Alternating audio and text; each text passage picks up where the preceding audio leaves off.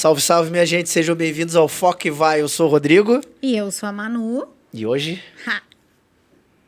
Hoje... O que a gente tem hoje aqui, amor? A gente tem um tema, assim, de uma importância estrutural, eu diria. Só que antes, né, amor, de a gente apresentar o nosso convidado especial... Eu tenho não aqui... dá para não compartilhar com vocês isso aqui que eu estou tomando neste exato instante. Que espetáculo! La Quebrada. Gente, então a gente está mais uma vez aqui com a nossa parceria da Convinhos. E hoje a casta que eles nos deixaram aqui para a gente... apreciar junto com esse convidado especial. Pena, né? Daqui a pouco a gente fala, ele não vai poder beber hoje conosco, né, amor? Mas ele tem também aqui um agrado, um presente no final. Mas vamos lá. O vinho escolhido aqui é o vinho La Quebrada Bonarda, tá? De San Juan, Argentina. Vinho de cor vermelho rubi, com flashes arroxeados. Fantástico.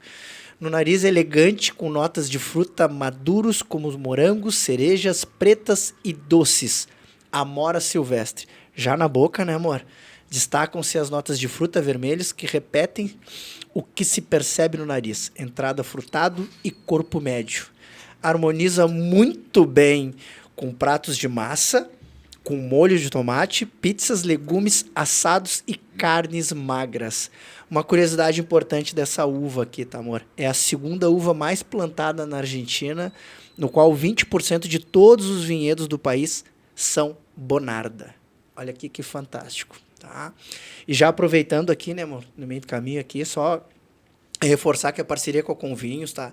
Eles trabalham com eventos, no qual eles conseguem personalizar de acordo com a necessidade, além de vender vinhos para todo o Brasil e trabalham exclusivamente focados no Instagram, tá? Então, quer saber um pouquinho mais? Chama o Jonas ou a Valéria, que eles te dão 100% de atenção. E eles te dão uma aula, e aí vocês conhecem... E que aula, né? Tá aqui. Sobre o que vocês vão consumir, isso é muito bacana. Largo minha colinha aqui e agora a gente tem atenção especial e total para quem... E eu já aproveito para dizer que vocês vão assistir esse episódio em julho. Na primeira semana de julho, mas nós estamos gravando na última semana de junho, que é um mês... especial para a temática que abordaremos aqui hoje. Então, já desde agora quero muito agradecer a tua presença. Temos um convidado especialíssimo, ele é o Matheus Felipe, ele é especialista em diversidade e inclusão e vai nos ensinar sobre tudo que a gente precisa aprender para conseguir viver em sociedade de uma forma mais saudável, mais feliz, mais justa e mais humana. Não é verdade? Isso, obrigado. Seja bem-vindo aí, Matheus. Obrigado. Fiquei muito feliz com o convite. A gente estava falando antes ali nos bastidores, né? É a primeira vez que eu gravo um podcast em estúdio. Então, eu pensei, quando eu recebi o convite, eu falei, vamos embora, quero viver esse momento. Que legal. Então, muito obrigado, né, por também trazer a pauta para a discussão. Cada vez mais é importante a gente falar sobre, né? A gente só está falando sobre respeito, acima de tudo. Então, quando eu recebi o convite, eu fiquei muito feliz. Então, muito obrigada. Bom, a gente é que agradece. A gente sabe que os dias são corridos, né? É muito compromisso de trabalho. Então, te ter aqui, especialmente para falar sobre um tema que a gente vivencia diariamente, todas as dificuldades, né, que a gente enfrenta, e dar espaço para poder falar sobre isso é o nosso propósito no Foca e Vai. A gente aqui fala sobre vários assuntos da vida cotidiana, né? De assuntos que a gente entende, principalmente que a gente precisa levar conhecimento para as pessoas, que é onde a gente mais sente falta, né? E aí eu já aproveito para dizer para o nosso público, para nossa audiência, que também agradeço, né, vocês nos acompanharem e consumirem esse tipo de conteúdo, porque o que eu mais vejo na internet é um monte de bobagem, um monte de porcaria circulando e assuntos de relevância, de ordem estrutural, como eu falei no início da apresentação. Eu acho que são poucos os espaços, né, que a gente encontra para poder falar sobre isso. Então, seja muito bem-vindo, aproveita esse microfone, eu espero que ele chegue em muitas casas, em muitos ouvidos, em muitas pessoas e que atinja o coraçãozinho delas para que a gente possa promover uma mudança substancial na sociedade. E verdadeira, genuína, né? Genuína, exatamente. Que é o que precisa aqui. A gente vai perguntar tudo, né? Podem perguntar tudo. O Rodrigo adora perguntar muitas coisas, né? E aí ela fica bloqueando. Vamos lá, Matheus. Eu acho que o mais importante de tudo, para a gente poder falar sobre essa pauta, é eu trazer algumas provocações para quem está nos assistindo, para poder entender. Por que eu digo isso? Porque se eu falar agora, vamos falar sobre diversidade e inclusão. Boa parte da sociedade vai dizer, lá vem aquele tema de novo, aquela coisa complexa do L, do G, do B, do T, não sei o que mais. Então, acho que a gente precisa primeiro desconstruir um pouquinho o que a gente sabe como verdade dentro dos nossos vieses, dos nossos valores, das nossas crenças. E aí eu quero trazer algumas provocações. Uma vez eu ouvi uma história que dizia assim, era uma vez uma criança que cresceu numa casa que tinha um muro enorme. Essa criança não conseguia enxergar o que tinha do outro lado do muro. Mas, passado um tempo, mesmo com aquele muro altíssimo, imaginava o que poderia ter. Talvez uma outra casa, talvez um cachorrinho, talvez uma outra criança para poder brincar. O tempo foi passando, essa criança se tornou uma pessoa adolescente, ainda sobre aquela casa com aquele muro enorme, que não conseguia enxergar o que tinha do outro lado. E imaginava outras coisas. Talvez um riacho, talvez mais casas, um prédio. E o tempo foi passando, foi crescendo, se tornou uma pessoa adulta, ainda vivendo naquela casa com aquele muro enorme, e imaginava talvez outras coisas que poderiam ter por detrás daquele muro, né? Talvez fábricas, talvez um parque para poder passear, enfim. Até que um dia esse muro foi derrubado. Quando esse muro foi derrubado, essa pessoa adulta, que cresceu a vida toda limitada sobre aquela casa, daquele muro enorme, pôde enxergar a realidade que tinha. Assustado com tudo que viu, falou, nossa, como o mundo mudou. Na verdade, não foi o mundo que mudou. Foi a perspectiva dessa pessoa, numa realidade na qual ela estava inserida toda a vida. E quando ela passou a enxergar a realidade, ela pôde compreender, então, o que tinha de fato ali. E a primeira pergunta que eu deixo para as pessoas refletirem é, qual é a nossa perspectiva sobre a realidade social? Se alguém me perguntasse agora, Mati, qual é o significado da palavra diversidade? Eu diria que é realidade. Sabe por quê? Porque os estudos de diversidade e inclusão vão mostrar para nós que o conjunto das características que carregamos nos fazem pessoas únicas. Nós somos semelhantes, né? Pertencemos a essa raça mundial chamada raça humana, mas nós somos diferentes. Por que eu digo isso? Porque durante muito tempo eu ouvia uma frase, talvez vocês até já ouviram, quem está nos assistindo deve ter ouvido, ou até multiplicou, que diz o seguinte, eu não vejo diferença, somos todos iguais. Quem nunca? Na inclusão, deveria ser desta forma. Mas quando a gente fala de diversidade, que é conhecer as nossas características, é totalmente diferente. Por exemplo, se eu não estiver mais aqui nesse mundo, vocês não vão achar uma pessoa 100% igual a mim. Vão achar pessoas com características semelhantes à minha, né? Minha sexualidade, meu gênero, minha cor, minha cultura, minha espiritualidade ou crença, etc. Assim como você é único, você é única. Então, nós somos únicos, mas somos diversos porque eu sou diferente de você, eu sou diferente de você. Então, nós somos semelhantes. E é essa questão que a gente tem que trazer aqui na pauta. E por que eu digo isso? Porque diversidade e inclusão vai nos mostrar que, então, dentro dessas características, as pessoas têm diversos gêneros, sexualidades, espiritualidades ou crenças, cor, raça, etnia, cultura, diversidade de corpos. Os corpos não são iguais, né? Limitações, deficiências. Então, quando a gente começa a olhar para essas características, a gente começa a perceber que todas as pessoas fazem parte dessa palavra diversidade. Por que eu digo isso? Porque às vezes eu pergunto assim, você se acha pertencente à diversidade? Tem pessoas que dizem que não, porque acham que só quem faz parte dessa palavra é quem sofre preconceito, quem está na margem da vulnerabilidade, né? Quem sofre com a desigualdade. Não. Um homem branco heterossexual sem deficiências, ele está presente dentro dessa palavra. Então, todas as pessoas fazem parte dessa diversidade. E é a partir daí que a gente tem que se reconhecer. Por que eu digo isso? Porque a inclusão, que seria o comportamento que a gente precisa ter em sociedade, a gente acaba não conectando ela no dia a dia, a gente não entende isso. A gente acha que a inclusão, que vai ser esse passo além, ou seja, o que eu vou fazer com toda essa diversidade, então, se torna complexo.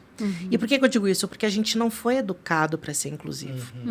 Então, quando a gente vê um monte de gente diferente, a gente começa a criar um monte de complexidade. Meu Deus, o mundo é diverso, mas ele também é complexo, porque eu não estou entendendo como é que eu tenho que comportar perto dessa pessoa, como é que eu tenho que agir. Então, o fato da gente não ter sido educado para ser inclusivo cria essa complexidade.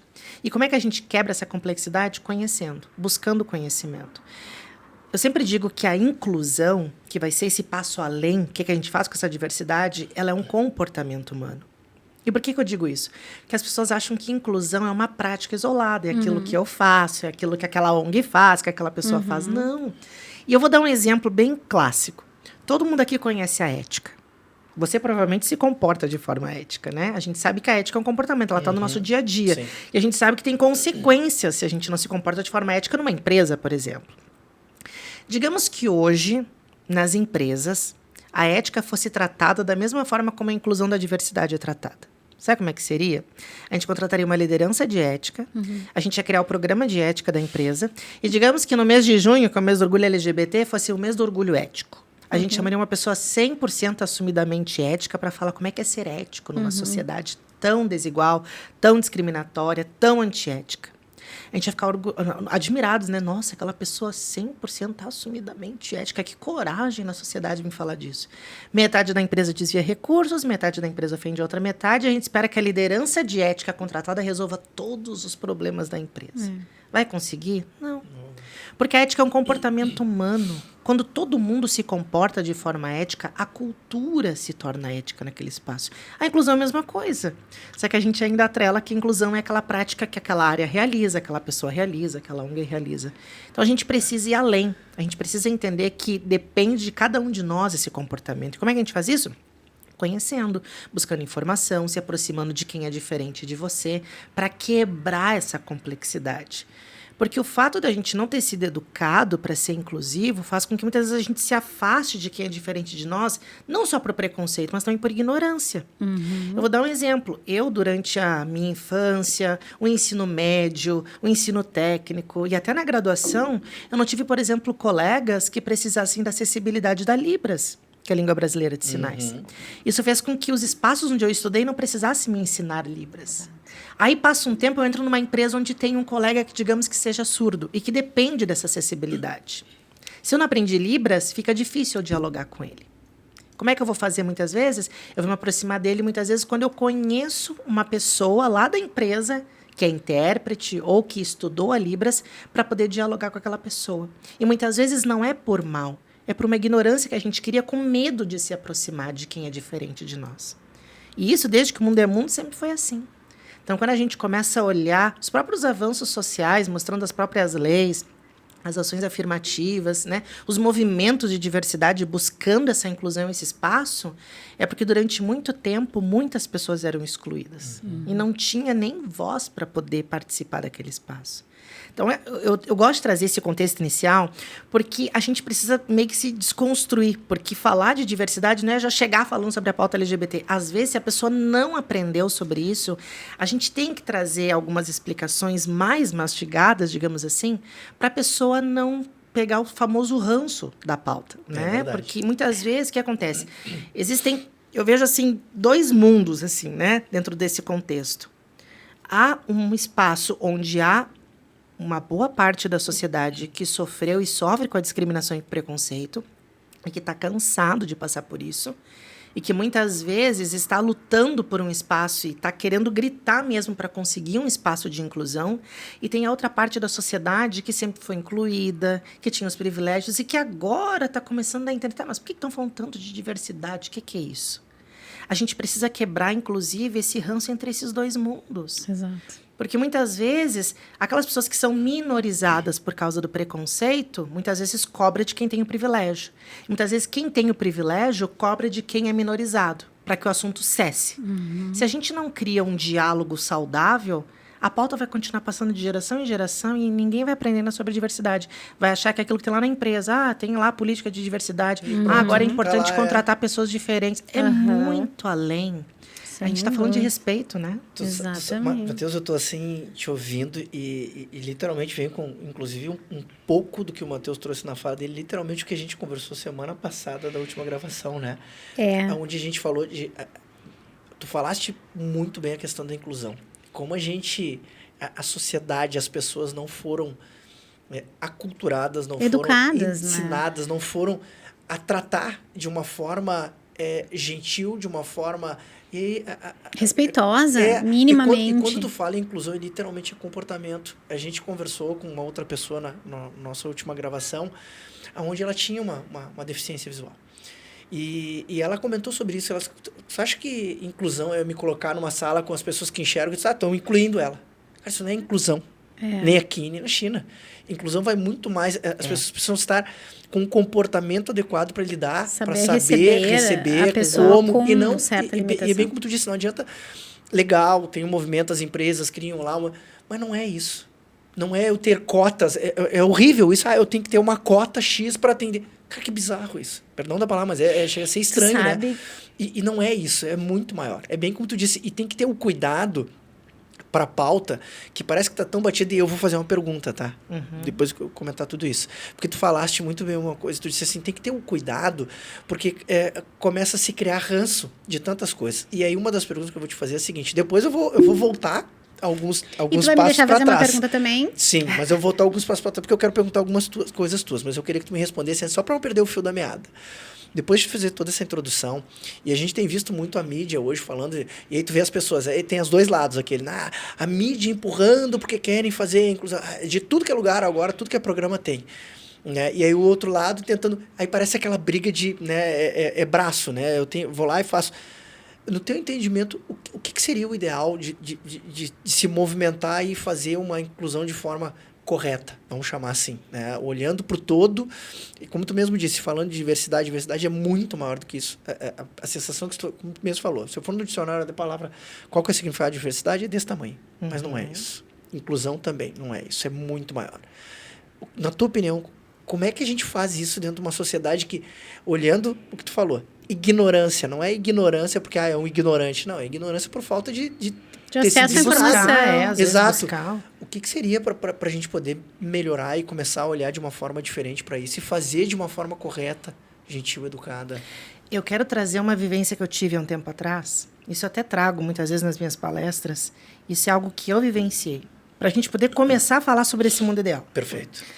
Uma vez eu estava aqui em Porto Alegre, estava trabalhando numa empresa e estava chovendo muito nesse dia. E aí eu pensei, vou ficar um pouco mais, fazer uma hora extra, né? Porque tá chovendo muito, daqui a pouco talvez baixe a chuva. Bobagem é minha, a chuva só engrossou. Aí só piorou. Aí tive que sair, né? Porque tem o horário lá do ponto, não pode passar do ponto. Aí peguei o carro, tava indo para casa, tava ali na BR-116 e teve um acidente. E ali eu fiquei trancado por um tempo, não tinha o que fazer. Tinha dado um acidente quilômetros à frente, estava tudo parado. Né? Desliga, relaxa, liga o som. Tinha que fazer. Né? Queria chegar em casa, queria tomar banho, queria comer. Não dica, quando acontecesse de novo, podcast. Não, coloca conectado, pra rodar, pra ficar ouvindo. Te faz uma baita companhia. E olha, nessa época ainda nem se falava dos podcasts, né? Mas sim, boa dica. Tempo, tá no trânsito agora. Aí, isso aí. Vai consumir conteúdo inteligente, Foque, galera. Foque vai lá. E aí, não tinha o que fazer. E fiquei ali por um tempo. Daqui a pouco eu percebo no meu retrovisor que tem uma luzinha, né? Lá no fundo, querendo passagem. Logo, os meus vieses, os meus pensamentos detectam que é o que é uma ambulância, né? Tem a sirenezinha e tal.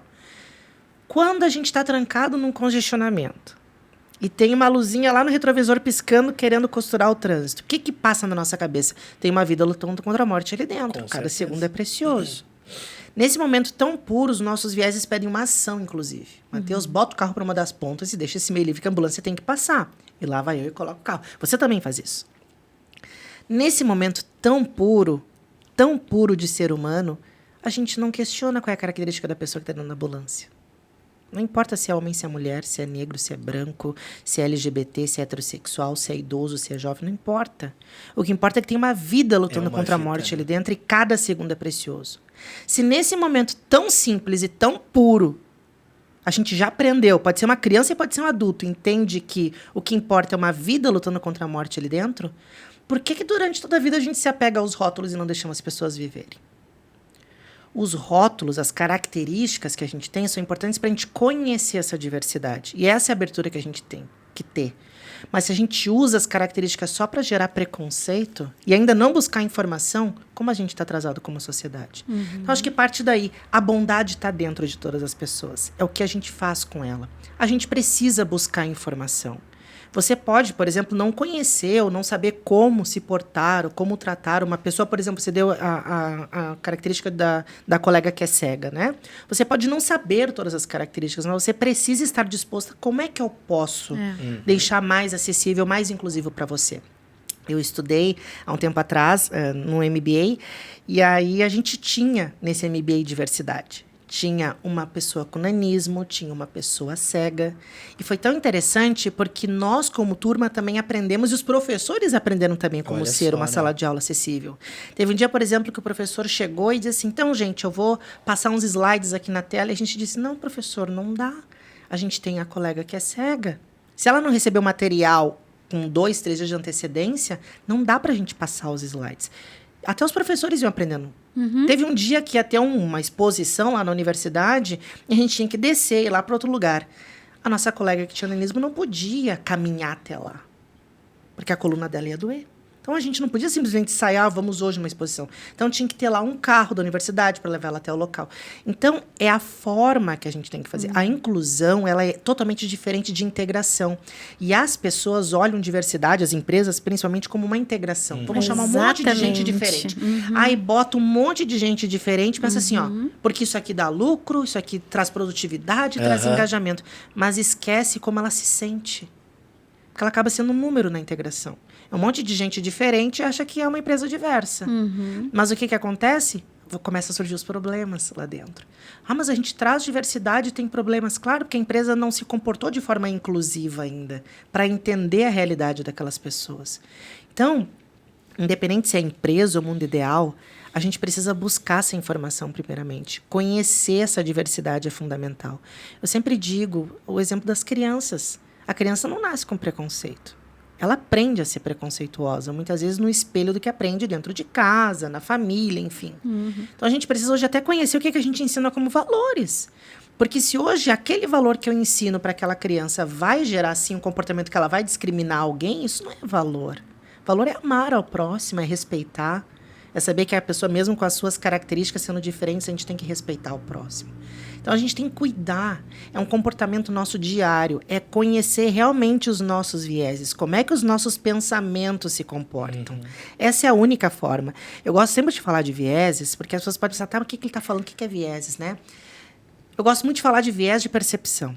A nossa mente, ela projeta milhares de pensamentos por dia, né? Palavras, enfim, significados.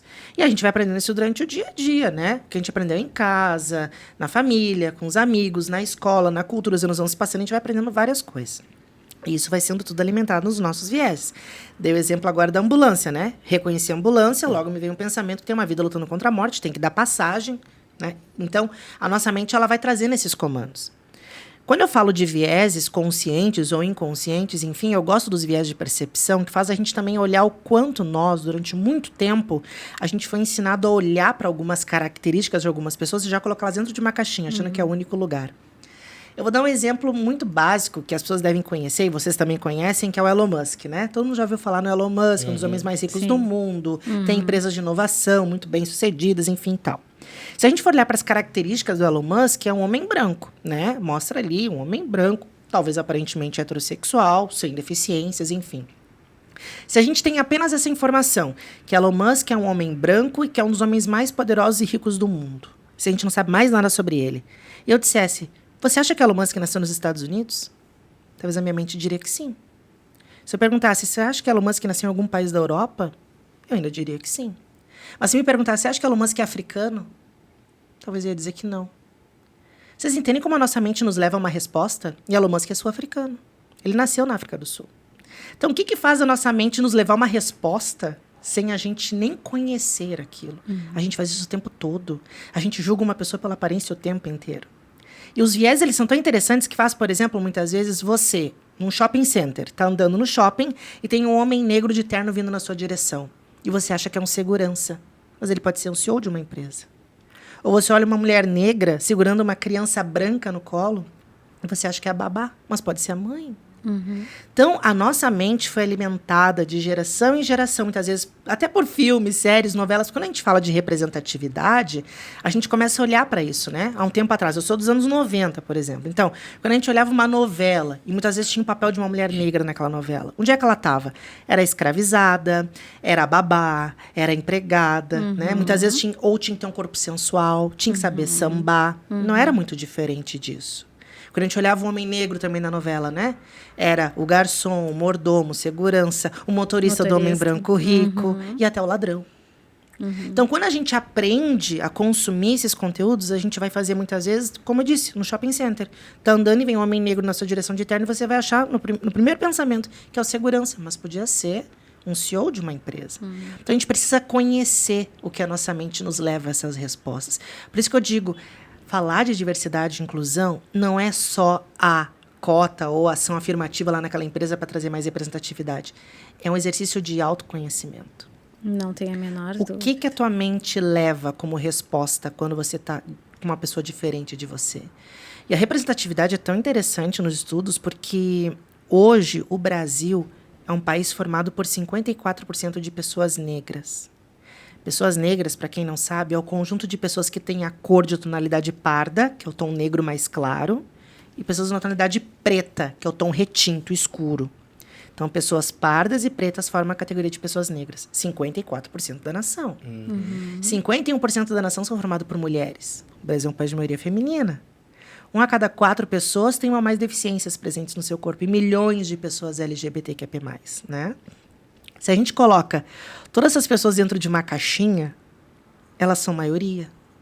Mas a gente foi ensinado a chamá-las de minorias. Olha que loucura, né? Na verdade, elas são minorizadas por causa do preconceito. Porque muitas vezes a caminhada dessas pessoas é diferente para chegar num cargo executivo, para chegar na política, para chegar na reitoria de uma universidade. Então, a gente tem que começar a conhecer isso. E é esse o convite que eu faço para as pessoas também que estão nos assistindo. Falar de diversidade não é só aquele final. Às vezes eu falo de diversidade, a pessoa já olha lá na parada LGBT e já pensa é bagunça, é rueira, é baderna na rua.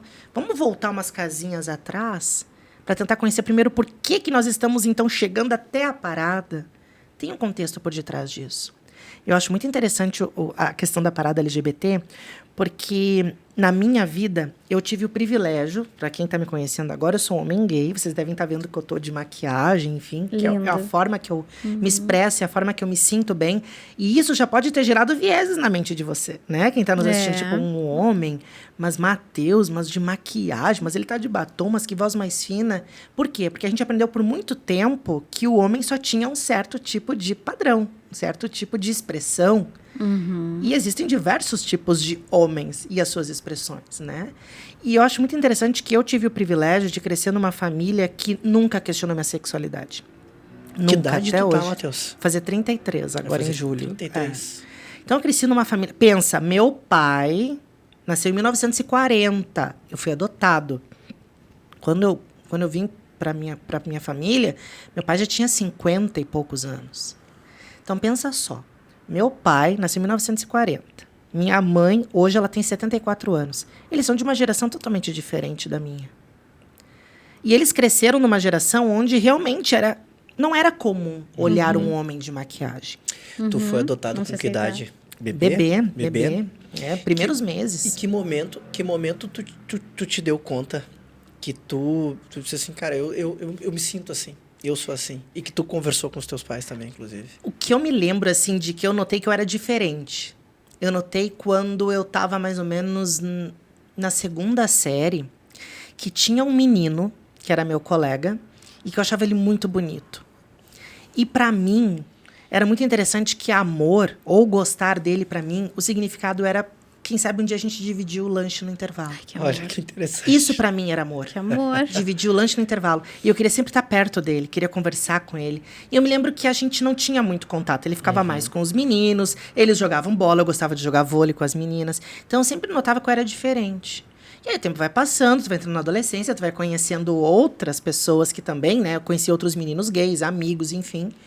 E aí, só que eu, por nascer numa família que nunca me questionou, um exemplo clássico. de tarde, quando eu tinha aula, por exemplo, terminava a aula, eu vinha para casa e as minhas amigas vinham junto. Eu tinha uma amiga na minha rua que ela trazia um saco carregado de boneca. E a gente ia lá, estendia na garagem, brincava, eu penteando os cabelos e tal. Meu pai chegava no final do dia do trabalho, me dava um beijinho na testa e ia para dentro tomar o café. Ele não se importava com isso. Tá tudo certo. De uma geração totalmente diferente da minha. Então, eu tive esse privilégio, mas muitos não. A maioria não. A minha casa, inclusive, serviu de abrigo para amigos LGBTs numa época. Tu falou literalmente o que acontece hoje. Tu é a minoria nesse modelo. Porque a maioria não é assim. Acaba tendo toda essa negativa, essa exclusão dentro de casa já. Casa, por pura ignorância. Por pura ignorância. Tu tem irmãos? Tenho uma irmã. Deixa eu só voltar rapidinho. Porque eu tô louca pra te fazer perguntas assim também sobre ti, que eu quero te conhecer um pouco mais. Mas só para não perder também o fio da meada, eu acho que é super importante compartilhar isso aqui. Semana passada teve um evento de RH em São Paulo, bem específico, não sei se tu chegou a acompanhar. Desculpa. Mas eu não fui presencial, mas eu acompanhei a movimentação e eu recebi de uma colega, de uma amiga, né, um recorte de uma das palestras onde falava exatamente, trazia algumas estatísticas a partir de alguns estudos sobre onde nós estaremos em 2027. Né? E trazia alguns dados ali quantitativos que não vem ao caso, mas o que eu quero dar ênfase aqui é que no final dessa apresentação o foco era exatamente em onde devemos colocar energia para construir um futuro melhor, que está relacionada ao aprender, desaprender para reaprender. E essa tem que ser uma dinâmica para ditar o nosso futuro, para que as posições aconteçam no futuro, as posições vagas, né, espaços no mundo corporativo, para que as empresas elas se deem conta de que se elas não fizerem esse movimento, e quando a gente fala de aprender, desaprender para reaprender, tem que ser algo de fato genuíno e não somente uma bandeira que se levanta sem saber exatamente onde ela começa, para onde ela vai, quando ela termina, quem que representa, quem não representa, tu entende?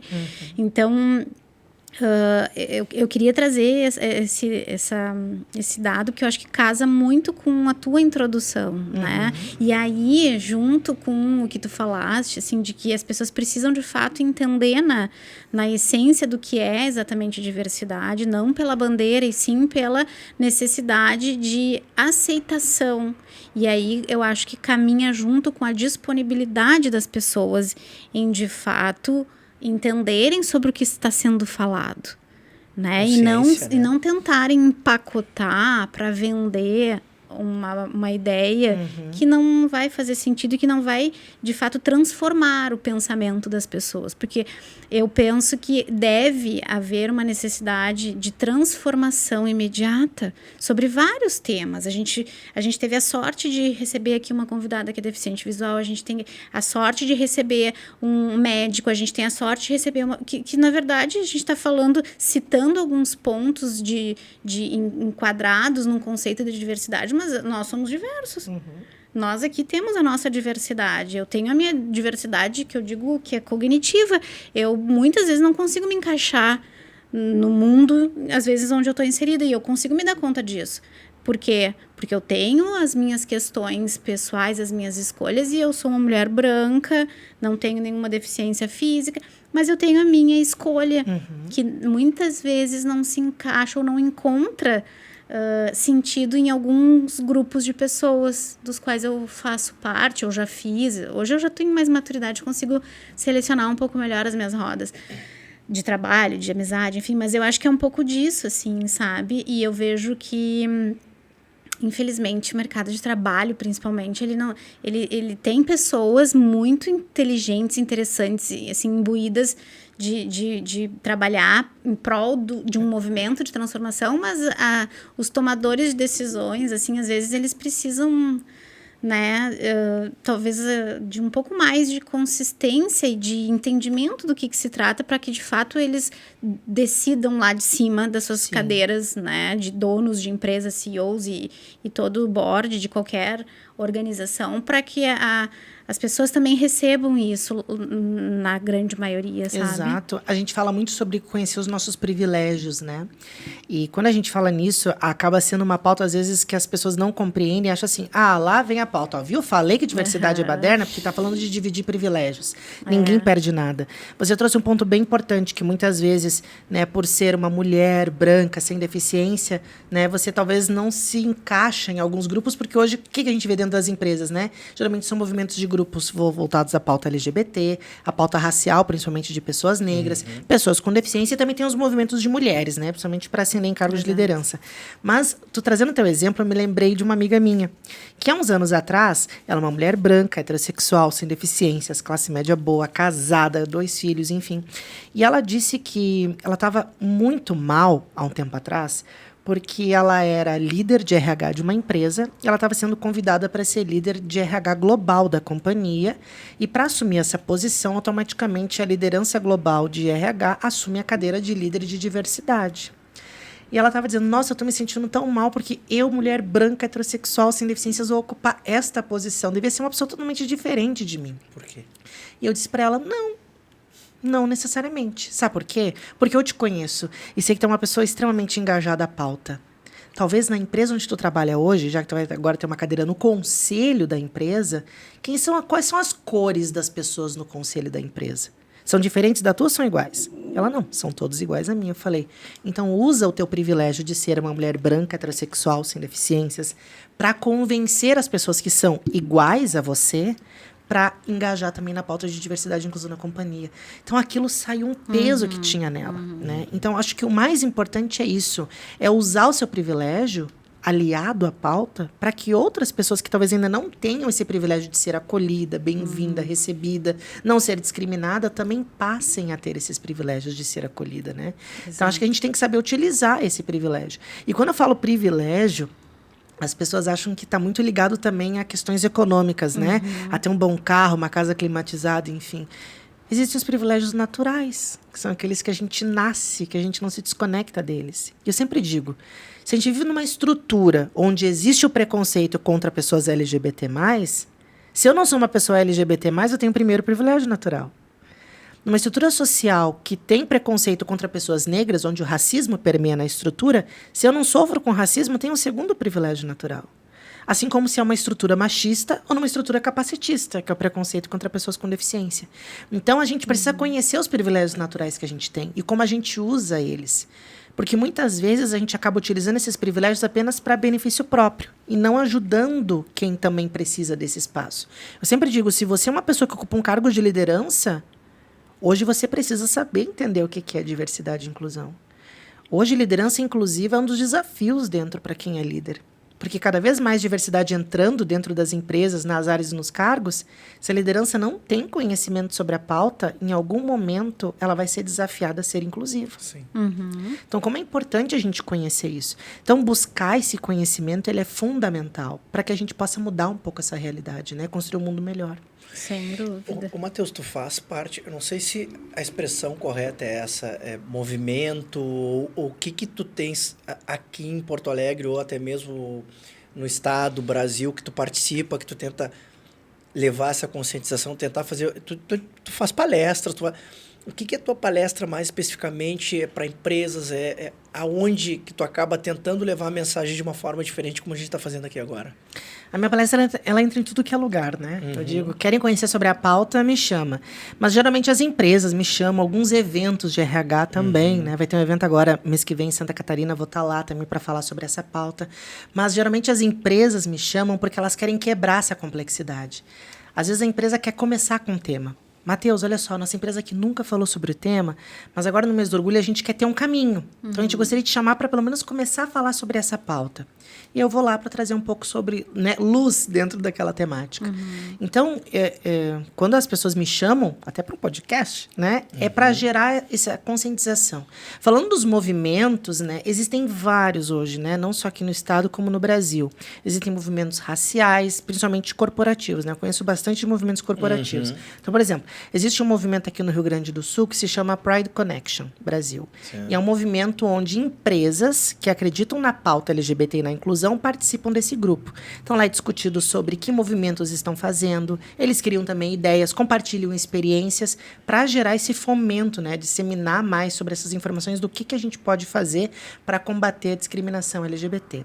Tem, por exemplo, mês passado eu dei uma palestra, não, esse mês dei uma palestra na URGS, onde tinha pela Mais Diversidade, que é um instituto, e eles fazem o Fórum de Empregabilidade LGBT+. Então, acontece todo ano, e lá fui eu dar palestra, mas já falando sobre minha experiência como liderança LGBT, né? Falando dos desafios, do que eu passei, do que a gente enfrenta. Existem outros movimentos, por exemplo, o Pacto pela Equidade Racial, o Mover, que também é um movimento pela equidade racial. Então, tem vários, o ONU Mulheres. Então, tem vários movimentos hoje que, se você procurar a empresa, enfim, que você atua, pode participar. Mas existem também aqueles movimentos não sendo empresarial, que você pode participar lá de uma ONG, que tem uma causa, enfim, um movimento, uma luta. Aqui em Porto Alegre tem vários, principalmente na pauta LGBT. Então, buscar esse conhecimento, ele é importante. E eu sempre digo que como a gente cresce quando a gente participa desses movimentos de discussão. Eu fico muito feliz quando, por exemplo, eu vejo pessoas brancas dentro de um grupo que está falando sobre a pauta racial. Porque é fácil eu falar de racismo para quem é negro. Eu tenho que falar de racismo para quem não sofre com racismo. Então, como é importante a gente ceder o nosso tempo também para aprender essas coisas, né? Porque isso vai começando também a trabalhar dentro de nós. É um autodesenvolvimento que faz com que a gente consiga, inclusive, ensinar as próximas gerações a não agir de forma discriminatória, preconceituosa, conhecendo seus vieses, para que lá na frente, aquela criança, ao se tornar uma pessoa adulta, ao se tornar uma liderança de uma empresa, ela vá ser inclusiva. E por que eu trago isso, né? Voltando, a gente está no mês do orgulho, né? Eu sei que está sendo exibido em julho, mas estamos gravando em junho, mas a gente está no mês do orgulho LGBT+, né? Eu sempre falo sobre como os vieses eles impactam lá na frente. Digamos que eu tenha crescido numa família onde eu aprendi tudo ao contrário, onde eu aprendi que, né, fazer piadinha contra homens gays, discriminar, enfim. E o tempo vai passando, eu vou crescendo, no meu grupo de amigos não tem pessoas gays, e a gente faz piadinha, o tempo vai passando, eu vou crescendo, e digamos que hoje eu sou liderança de uma empresa. E aí, digamos que tem uma vaga aberta na minha empresa, enfim, e digamos que você é a nossa gerente de recrutamento e seleção. E aí você fez toda a triagem, já passou por várias entrevistas, e você conseguiu achar 3 pessoas que vão para a final desta vaga.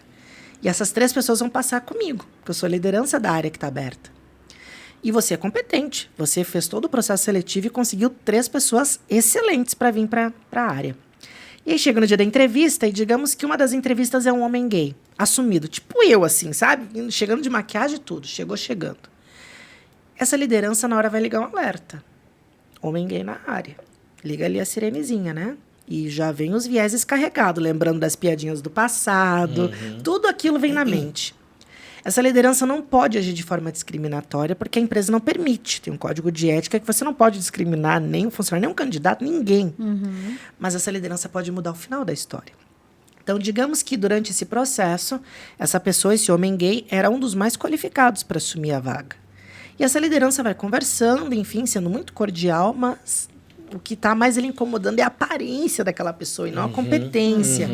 Termina a entrevista, agradece, aí liga para você e diz assim, olha, legal, né, o fulano que chegou hoje para a vaga, enfim, ele até falou sobre ele, né, nossa empresa fala tanto de diversidade, ele veio até maquiado, muito legal, mas assim, dá devolutiva dizendo que a gente não vai prosseguir com ele para a vaga, porque faltou alguns critérios ali da competência técnica que eu acho que não vamos acabar fechando com ele, mas agradece a oportunidade, a gente pensa numa próxima. Você vai lá, liga, né, para o candidato, dá devolutiva, enfim, agradece, está tudo certo. Talvez o que você e a pessoa candidata não saibam é que essa liderança não estava mais avaliando pela competência durante o processo ali naquela entrevista. Era a aparência que estava incomodando. E fez com que essa liderança tomasse a decisão de não contratar porque ela, primeiro, não quer e também porque não sabe como lidar com o homem gay dentro do time. Eu não sei porquê, mas eu já vi essa história acontecendo na vida real, né? Gente, tem uma pesquisa que eu li um tempo atrás dos Estados Unidos, que mulheres negras, elas muitas vezes acabam mais preocupadas com a roupa para que a roupa transpareça a cor. Um exemplo. Olha só. Uma mulher negra chega numa entrevista e ela tem lá curso de idiomas, tem pós-graduação na universidade e tal. E muitas vezes, se a pessoa que está fazendo a entrevista é uma pessoa que pode ter vieses racistas, vai pensar, será que essa mulher fez mesmo pós-graduação? Ah, não, mas ela está com o lenço da Gucci. Entendeu? Sim. Então, muitas vezes, a gente começa a perceber o quanto o mercado é discriminatório, né? A gente pode falar, por exemplo, de também geração, idade. Tem pesquisas que mostram que mulheres que já chegam no 40 anos já estão preocupadas se tem que procurar emprego. Porque vê que idade é um fator de corte, muitas vezes. Tudo por vieses. A gente olha para a pessoa e já cria uma justificativa, um julgamento, sem conhecer no dia a dia o quanto ela vai entregar. Se no currículo mostra que ela tem tudo aquilo dali que vai agregar valor à empresa, por que eu vou ficar apegado à aparência da pessoa? Há um tempo atrás, a polêmica era tatuagem, né? Não podia ter tatuagem, muitas vezes. Às vezes até a questão do peso, diversidade de corpos, né? Se a pessoa era obesa, já era avaliada de uma outra forma. Exatamente. Já vi empresas dizendo assim, mas como se a gente não tem cadeira para aquela pessoa? Não, só um pouquinho. Por causa de uma cadeira, você vai deixar de contratar um profissional excelente para o teu espaço? Ai, Matheus, mas... Pois tem essa deficiência, mas a gente não sabe como lidar no dia a dia, como é que a gente vai ser, como é que vai ser e tal. Eu tenho uma amiga minha que ela fala sempre assim, que hoje muitas empresas, elas querem contratar, quando é principalmente por questão da legislação, da cota de pessoas com deficiência, elas querem contratar o cego que enxerga, o surdo que ouve, o cadeirante que anda, né? Não muito diferente disso. Porque as empresas não querem, muitas vezes, se esforçar para serem inclusivas. Né? Então, a gente precisa entender que a inclusão, é ela que muda essa sociedade que vivemos hoje. E se autoconhecer é a primeira etapa. Porque a gente já chega assim, vamos falar de diversidade para conhecer o outro. Não, eu vou te chamar primeiro para se conhecer. Por isso que a gente está falando hoje sobre essas historinhas, enfim, eu trago algumas provocações, porque é um autoconhecimento. Você se conhecendo muito bem, e conhecendo, inclusive, seus preconceitos, já é um grande avanço. Porque daí você vai entender o que você vai fazer daqui para frente com eles. Exato. Vai continuar segurando eles e sendo uma pessoa preconceituosa, ou tu vai aos poucos compreendendo que não é assim e vai transformando, literalmente transformando. O Matheus já sofreu muito preconceito? Sofre até hoje. Sofre muito preconceito? Imagina. Vou dizer que hoje, como eu sou uma pessoa mais elaborada, né? Até os lugares que eu acabo frequentando, às vezes tu vê que tem um olhar assim diferente, uma pessoa que te olha diferente. Eu sofro mais preconceito com homens, não é nem com mulheres. Geralmente as mulheres saem me olham assim, amei esse teu olho, amei essa tua maquiagem, enfim. O que eu te falei quando chegou, né? Primeira coisa. Já os homens, eles já... Não todos, né? Mas quando eu sofro preconceito, já olha estranho. Às vezes faz uma piadinha. Tem uma coisa muito também que já aconteceu comigo, é que pelo fato de eu ser um homem gay, de eu andar maquiado, enfim, muitos homens acham que eu sou uma pessoa promíscua. Então, só pelo fato de eu estar assim, eu topo tudo. Então, já aconteceu de eu estar, por exemplo, num táxi, em algum lugar, né? E a pessoa me olhar diferente já achando que eu estou querendo algo. Não. Então, o preconceito, ele vai se elaborando, sabe? Ele vem de várias formas. Vem o direto, né? Quando eu era criança, eu ouvia muita piadinha. Viadinho, né? Na rua. Muito comum isso. Né? Mas depois que eu fui crescendo, era já os olhares, porque não vinha direto. Mas você vê quando a pessoa olhava diferente, quando eu dava uma risadinha, né? Porque talvez a minha presença incomodava. Mas é tão interessante que eu sempre falo, o meu afeto não deveria afetar as pessoas, mas ainda afeta, né? Então, por isso que é importante se desconstruir. Eu não vou fazer nenhum mal para você, né? A gente vive em comunidade, em sociedade. Isso é a diversidade, é saber que nem todo mundo é igual. Não existe a mesma fórmula para todo mundo, né? Existem homens que gostam de maquiagem, existem mulheres que não gostam de maquiagem. Para mim, maquiagem é maquiagem, não tem gênero maquiagem. Mas sim, né? Só que, como eu disse, ele acaba sendo mais elaborado. Assim. Já aconteceu, por exemplo, de eu sofrer discriminação numa entrevista de emprego, que eu fiquei sabendo depois, né? No fim, acabei contratado por essa empresa, mas depois me falaram, olha, a gente lutou muito porque o diretor não queria você aqui. falando que talvez você ia sofrer preconceito por ser gay. Mas, na verdade, é porque ele estava incomodado. Ele terceirizou a culpa, entende? Sim. Ele jogou a culpa, o que os outros vão tratar ele? Não, ele estava incomodado. E ela disse, mas nós lutamos até o final. A gente bateu 3 vezes. Não, é ele, tem que ser ele. Então, isso também é uma forma de preconceito, porque você exclui um talento por causa da característica dele. E ele tem tanto a agregar naquele espaço. Por isso que falam que hoje diversidade gera inovação, gera resultado. Porque as histórias de vida diversas, as histórias de pessoas diversas, as características diversas vão trazer ideias diferentes para aquele espaço. Então, só que como é que a gente vai chegar nas ideias diferentes se não tem nem espaço para aquelas pessoas, né? Então, a gente precisa desconstruir isso, né? Achar que é simplesmente só contratar a diversidade e jogar lá dentro. Não, elas têm que ter um equilíbrio, inclusive, nos cargos, porque o que adianta ter diversidade só lá na base e nos cargos executivos onde parte a estratégia são tudo iguais? Em algum momento, as ideias vão ser muito iguais ali também. Mas daqui a pouco, trazendo alguém lá totalmente diferente, numa outra história diferente, vai trazer uma ideia que pode ser até uma solução naquele momento que a empresa está passando. Tu disse que tu é líder hoje onde tu trabalha, certo? E dentro do teu grupo de liderados, tem algum gay? Tem. Hoje eu trabalho numa empresa que tem um bom número expressivo. Já passei por várias empresas também. Mas, assim, depois de um tempo, né? Eu percebo que agora está muito mais visível. A gente começa a ver, porque sempre existiu.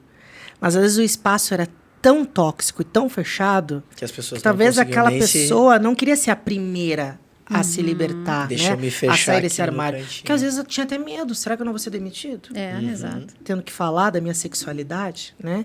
E muitas pessoas não queriam falar porque daqui a pouco iam ser rotuladas como a única, né? Tem uma expressão dentro dos estudos de diversidade que fala tokenismo, que é quando aquela pessoa é a única naquele espaço e ela sempre é reforçada como a única. Então, por exemplo, no mês do orgulho LGBT, todo ano chama o Matheus, que é daquela área, que é o único gay da área, para falar sobre a pauta LGBT. No mês da consciência negra, em novembro, aquela única líder negra para falar sobre liderança negra. Isso é tokenismo, que você não tem diversidade naquele espaço, mas rotula que há diversidade racial porque tem... a gente tem lá uma líder negra. Dentro daquele espaço. Isso é muito comum também com pessoas trans, né? Não, nós temos uma líder trans, a única. Eu estava, como eu disse, né, nesse mês, numa palestra na URGS, e a professora que mediou o bate-papo, a Lê Primo, é uma professora trans, é uma mulher trans. E ela disse, o que me incomoda é que hoje eu sou a única dentro desse espaço. E não precisava ser assim, né? Então, isso é um tokenismo. É quando a gente tem aquela única diversidade, a gente rotula que é geral, que tem, né? Então, a gente tem que olhar para isso, né? E hoje eu percebo que como as empresas têm defendido a pauta, colocando que isso é importante, trabalhando em espaços mais inclusivos, as pessoas LGBTs têm sentindo mais à vontade para falar sobre. Inclusive, esse movimento que eu faço parte, que é o Pride Connection Brasil, que cuida sobre a pauta LGBT+ nas organizações, a gente sempre fala sobre isso, né? Que hoje uma pessoa LGBT, quando ela vai procurar emprego, a primeira coisa que ela vai fazer é olhar quais empresas têm programas de diversidade. Porque eu vou me sentir mais à vontade de ser LGBT naquele espaço. Eu vou poder ser eu mesmo. Então, às vezes... E nem todo mundo tem esse privilégio. Tem pessoas que não têm como escolher a empresa que quer trabalhar. Tem que ir naquele ponto. E, às vezes, é uma empresa fechada. É uma empresa que não olha para essa pauta. A pessoa se sente presa. E olha, eu ainda me arrisco a dizer que falar de diversidade e inclusão nas empresas é até uma pauta de saúde pública. Porque... Olha o número de pessoas afastadas por depressão, ansiedade. Muitas vezes trabalhando num ambiente tão tóxico por causa da exclusão. Sim. Então, tu viu como é ampla essa pauta? Ela ramifica. Ela vai lá na saúde mental, ela vai lá na cota, ela vai lá nos programas de diversidade, ela vai na educação básica que você vai levar também para sua casa, para ensinar a família. Ela vai na formação das lideranças, ela vai... Deixa eu te falar uma coisa. A gente falou muito de cota. Tu é a favor de cota nesse sentido, Matheus? Como é que tu vê isso? A cota, ela é uma manutenção, né? O que eu digo? Eu sei que a palavra cota, as pessoas meio que têm ranço, né? Mas eu quero dar um exemplo. Bom, digamos que vai ter a reunião de planejamento estratégico da empresa. Aí tá todo mundo lá, né? Vai ter reunião, daí as áreas vão apresentar suas métricas, né? Aí vem lá a área do financeiro e diz assim, bom, as nossas cotas financeiras ou metas financeiras é isso. Então, as nossas metas financeiras têm como propósito, né? Aumentar o capital de giro, diminuir os custos aqui. A gente fala metas, né? Metas financeiras. A gente não fala cotas financeiras. Aí vem a área de sustentabilidade. Não, a nossa meta de sustentabilidade, né, é ter impacto zero de carbono, é aumentar isso, é diminuir o consumo de água, é retirar os copos plásticos. Mas a gente não fala cotas ambientais, a gente fala metas ambientais. Aí vem a área de RH, dizer assim, as nossas metas sociais é aumentar o número de diversidade em tantos % em cargos de liderança. Ah, lá vem a cota. Se a palavra cota incomoda, troca por meta. Porque é a mesma coisa que acontece no departamento financeiro, a mesma coisa que acontece no departamento de sustentabilidade e nas outras áreas também. As metas sociais, ou as ações afirmativas, também como é chamada, ou, né, a famosa cota, ela é uma manutenção social. Ela não veio para ficar para sempre, mas ela veio para equilibrar uma sociedade totalmente desigual. E eu vou dar um exemplo. Hoje tem empresas que dizem assim, para você vir aqui participar, né, para assumir essa vaga de liderança, tem que ter formação em tal curso, tem que ter a pós-graduação tal, tem que ter o idioma inglês fluente, porque tem contato com as outras filiais de outros países, enfim, não sei o quê. Como é que é para uma pessoa negra que cresceu na periferia, que a mãe é doméstica, o pai muitas vezes foi preso, ou o pai daqui a pouco morreu, e não tem como pagar um curso de inglês durante toda a vida. Aí lá consegue uma aprovação numa universidade lá na frente, estuda, se forma, o tempo vai passando, consegue um emprego ali mais ou menos, ainda não dá para pagar o curso de inglês, porque chove, cai goteira dentro de casa, a mãe ainda está trabalhando como doméstica, o filho quer tirar a mãe daquela profissão. Como é que essa pessoa vai chegar num cargo de liderança? A gente é numa sociedade totalmente desigual. E eu acho que esse é o ponto que nós temos que entender quando a gente fala de diversidade. Desigualdade é o combustível para a gente falar hoje sobre diversidade, inclusive aqui no nosso podcast. Se a gente vivesse numa sociedade que é inclusiva, não precisaria nem ter esse episódio aqui hoje. Exatamente. Se tem um trabalho que não tem que existir, é o meu. No futuro. Mas tu sabe que tu falou uma coisa, eu não vou lembrar na íntegra, tá? Eu vi uma vez uma entrevista do Morgan Freeman. Não sei se você já deve ter visto ela em algum momento. Ele teve naquele talk show que era tipo parecido com... Eu não lembro qual é o nome do apresentador. É o Larry? Não lembro alguma coisa. Era tipo um Jô Soares dos Estados Unidos. E ele perguntou pro Morgan Freeman questão a questão racial e tal. Que eu me lembro que a pauta entrou por causa do Mandela. E ele fez uma pergunta pro Morgan Freeman. O Morgan Freeman falou bem assim pra ele, cara, o racismo tá aqui. A gente não deveria estar falando sobre racismo. Então, enquanto a gente continuar falando sobre racismo, sobre cota, vai existir. Só que entra num ponto que tu trouxe. Se tu não fala hoje, tu não consegue equilibrar. Se tu não trata essa desigualdade, se tu não trata com respeito, se tu não trata lá na base, que é o que a gente fala. Que, hoje a nossa sociedade é do jeito que é, porque falta lá na ponta, lá a educação. Lá no início, no berço, né? A educação de tudo. Porque dali que vem. Dali é onde tu aprende e tu chega na vida adulta sem os teus preconceitos, sem um monte de outras coisas. Então, se tu não trabalha nisso hoje, nesse equilíbrio, tu não vai chegar nunca nesse número, nessa igualdade, né? Vai ser sempre com desigualdade, vai ser sempre do formato que a gente é, vai ser sempre, como tu mesmo disse, vai ter o Matheus aqui, vai ter um Rodrigo, um Felipe, um outro, vai ter sempre gente tentando trabalhar essa desigualdade, né? Exato. E a gente tem que entender assim, quando a gente fala das empresas, né? Às vezes as pessoas falam, tá, mas olha só, hoje eu não posso falar sobre isso, que as pessoas já se ofendem, agora é tudo politicamente correto, enfim. A gente tem que entender, como eu disse, aqueles dois mundos. Ao mundo das pessoas que passam por isso todos os dias, por exemplo, o cadeirante que não consegue chegar no horário, às 9 horas no trabalho, porque o ônibus com acessibilidade passa só 8h30 no bairro dele. Para ele chegar ao ponto de ônibus, ele passa por um monte de buraco na rua. Ele chega lá na parada de ônibus, pega o ônibus, chega na empresa 9h20. Ele não consegue chegar às 9. Talvez ele queria muito chegar às 9. Porque talvez ele chegar todo dia às 9h20, a liderança vai dizer, ele é um excelente funcionário, mas chega atrasado todo dia. Um outro exemplo. Eu tive um colega que era surdo, que é surdo. Ele foi meu colega. E ele só se comunicava na Libras. Então, o que ele fazia? Ele estava ali trabalhando, e às vezes ele estava com o celular, numa chamada de vídeo, conversando em Libras com uma outra pessoa. Podia ser uma intérprete, podia ser uma pessoa surda também. E ele ali trabalhando, e no celular conversando e trabalhando. Nós que somos ouvintes, a gente tem interação com o mundo o tempo todo. Inclusive, às vezes a gente está trabalhando ouvindo música. Né? É uma forma de descontrair e tal. Uma pessoa que é surda, como ele tem essa interação conversando com a pessoa. Digamos que a liderança não saiba que esse é um comportamento dele por ser surdo. Vai achar assim, olha, ele é um maravilhoso funcionário, passa o dia no celular. Aí ele não consegue ascender, porque na análise de desempenho já vem uma nota mais baixa, porque, eu vou botar um pouco baixa porque ele não fica o dia todo no celular. Mas ele não entende que essa é uma realidade que ele vive e que o engajamento dele não caiu por estar ali conversando com a colega. Às vezes a gente se levanta e vai conversar com o colega, vai tomar um cafezinho, né? E uma pessoa surda, que é a única interação que ela tem ali na mesa de trabalho. Então, é uma ignorância tão grande que a gente tem, que a gente muda a história das pessoas e faz elas entrarem na linha da desigualdade. Eu dei antes o exemplo, né, fictício ali, né, da liderança, que é preconceituosa e não deu a vaga para uma pessoa que é gay.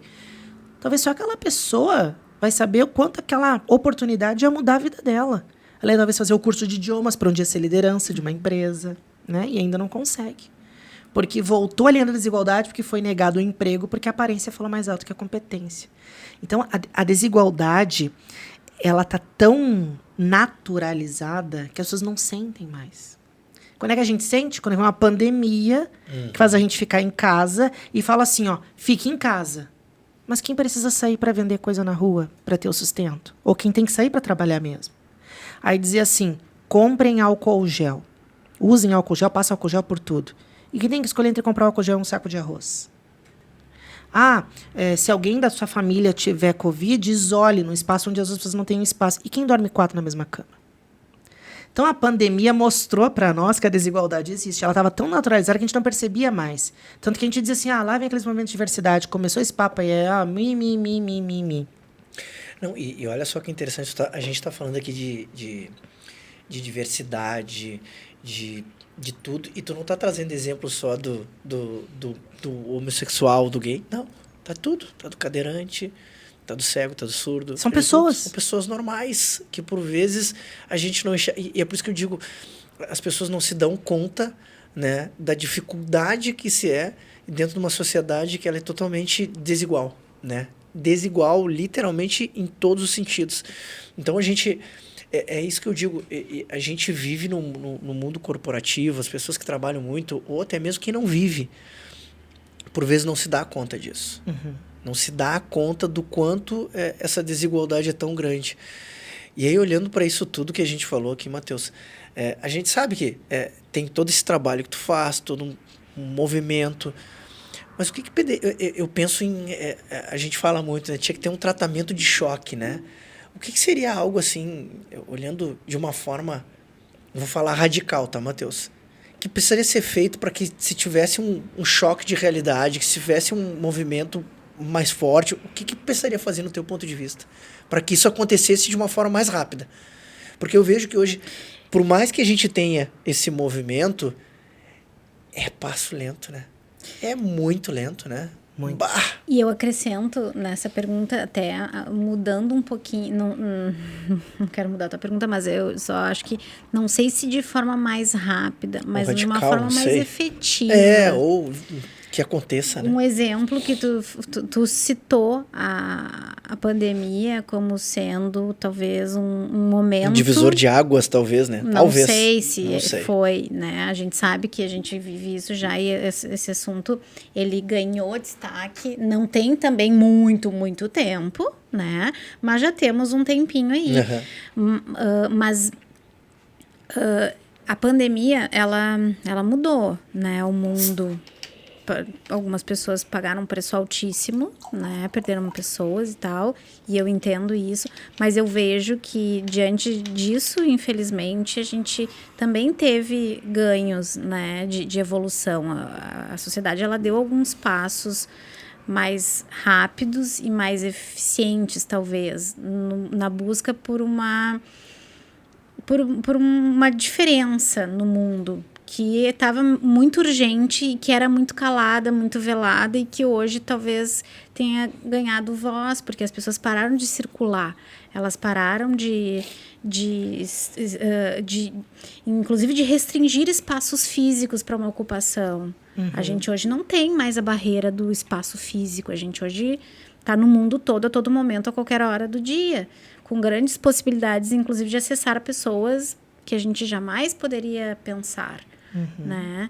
E a partir das redes sociais, né? Então, tu acha que daí, assim, incrementando um pouco a conversa do Rodrigo, teria que acontecer um advento, assim, muito estrutural e muito revolucionário para que a gente possa ter essas respostas, assim, mais a curto prazo? Esse resultado mais rápido, né? Não sei.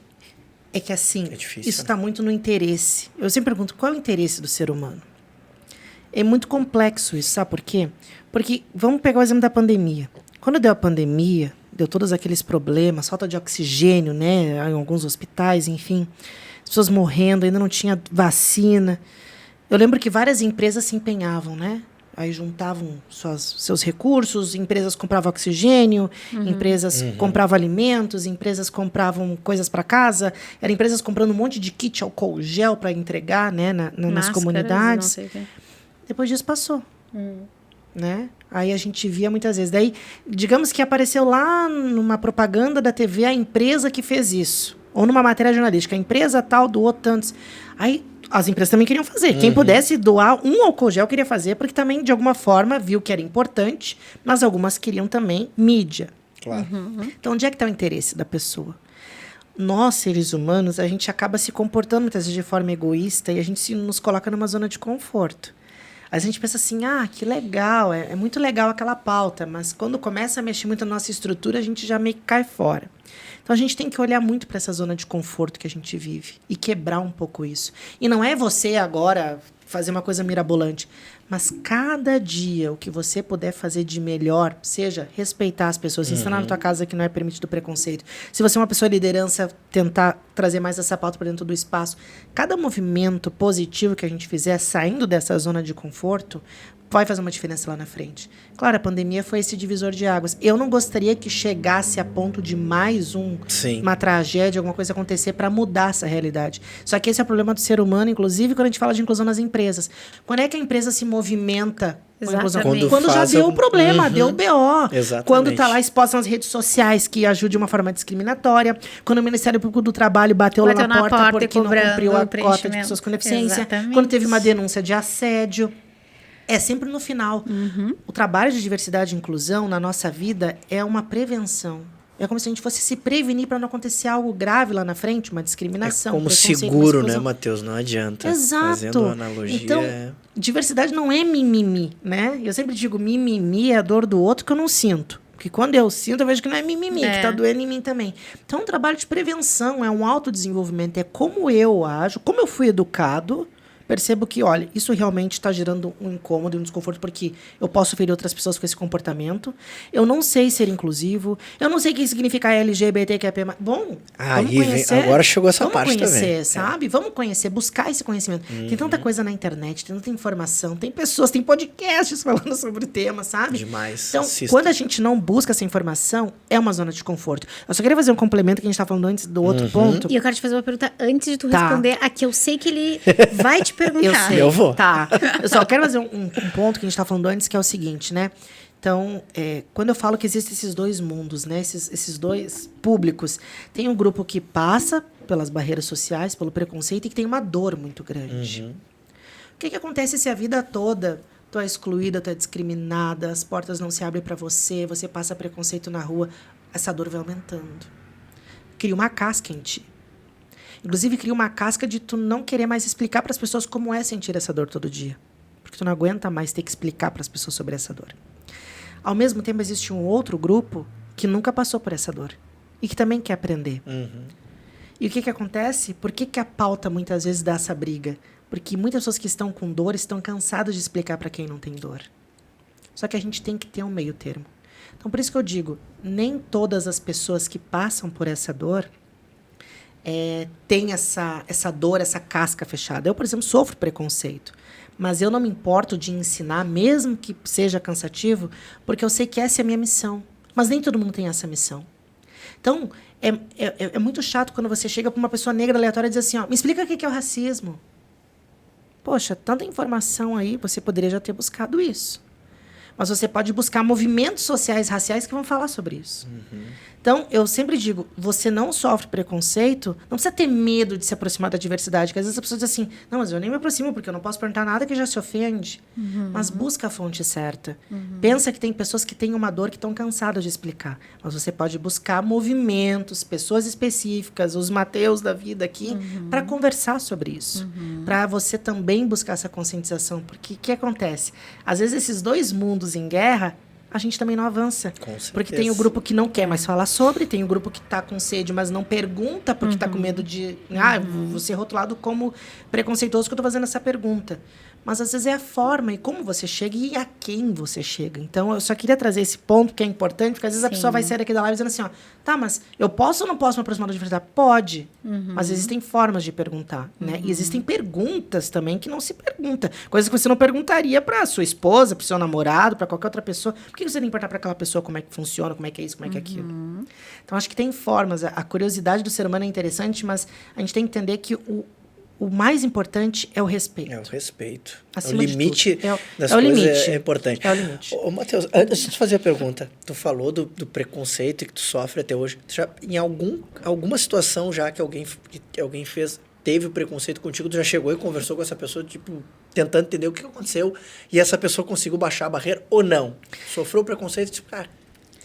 Se vire com essa ignorância. Já aconteceu. Porque, assim, às vezes, eu tenho uma coisa muito interessante que eu acabo constrangendo a pessoa de uma forma leve. Então, por exemplo, às vezes a pessoa me faz uma pergunta totalmente assim. Mas...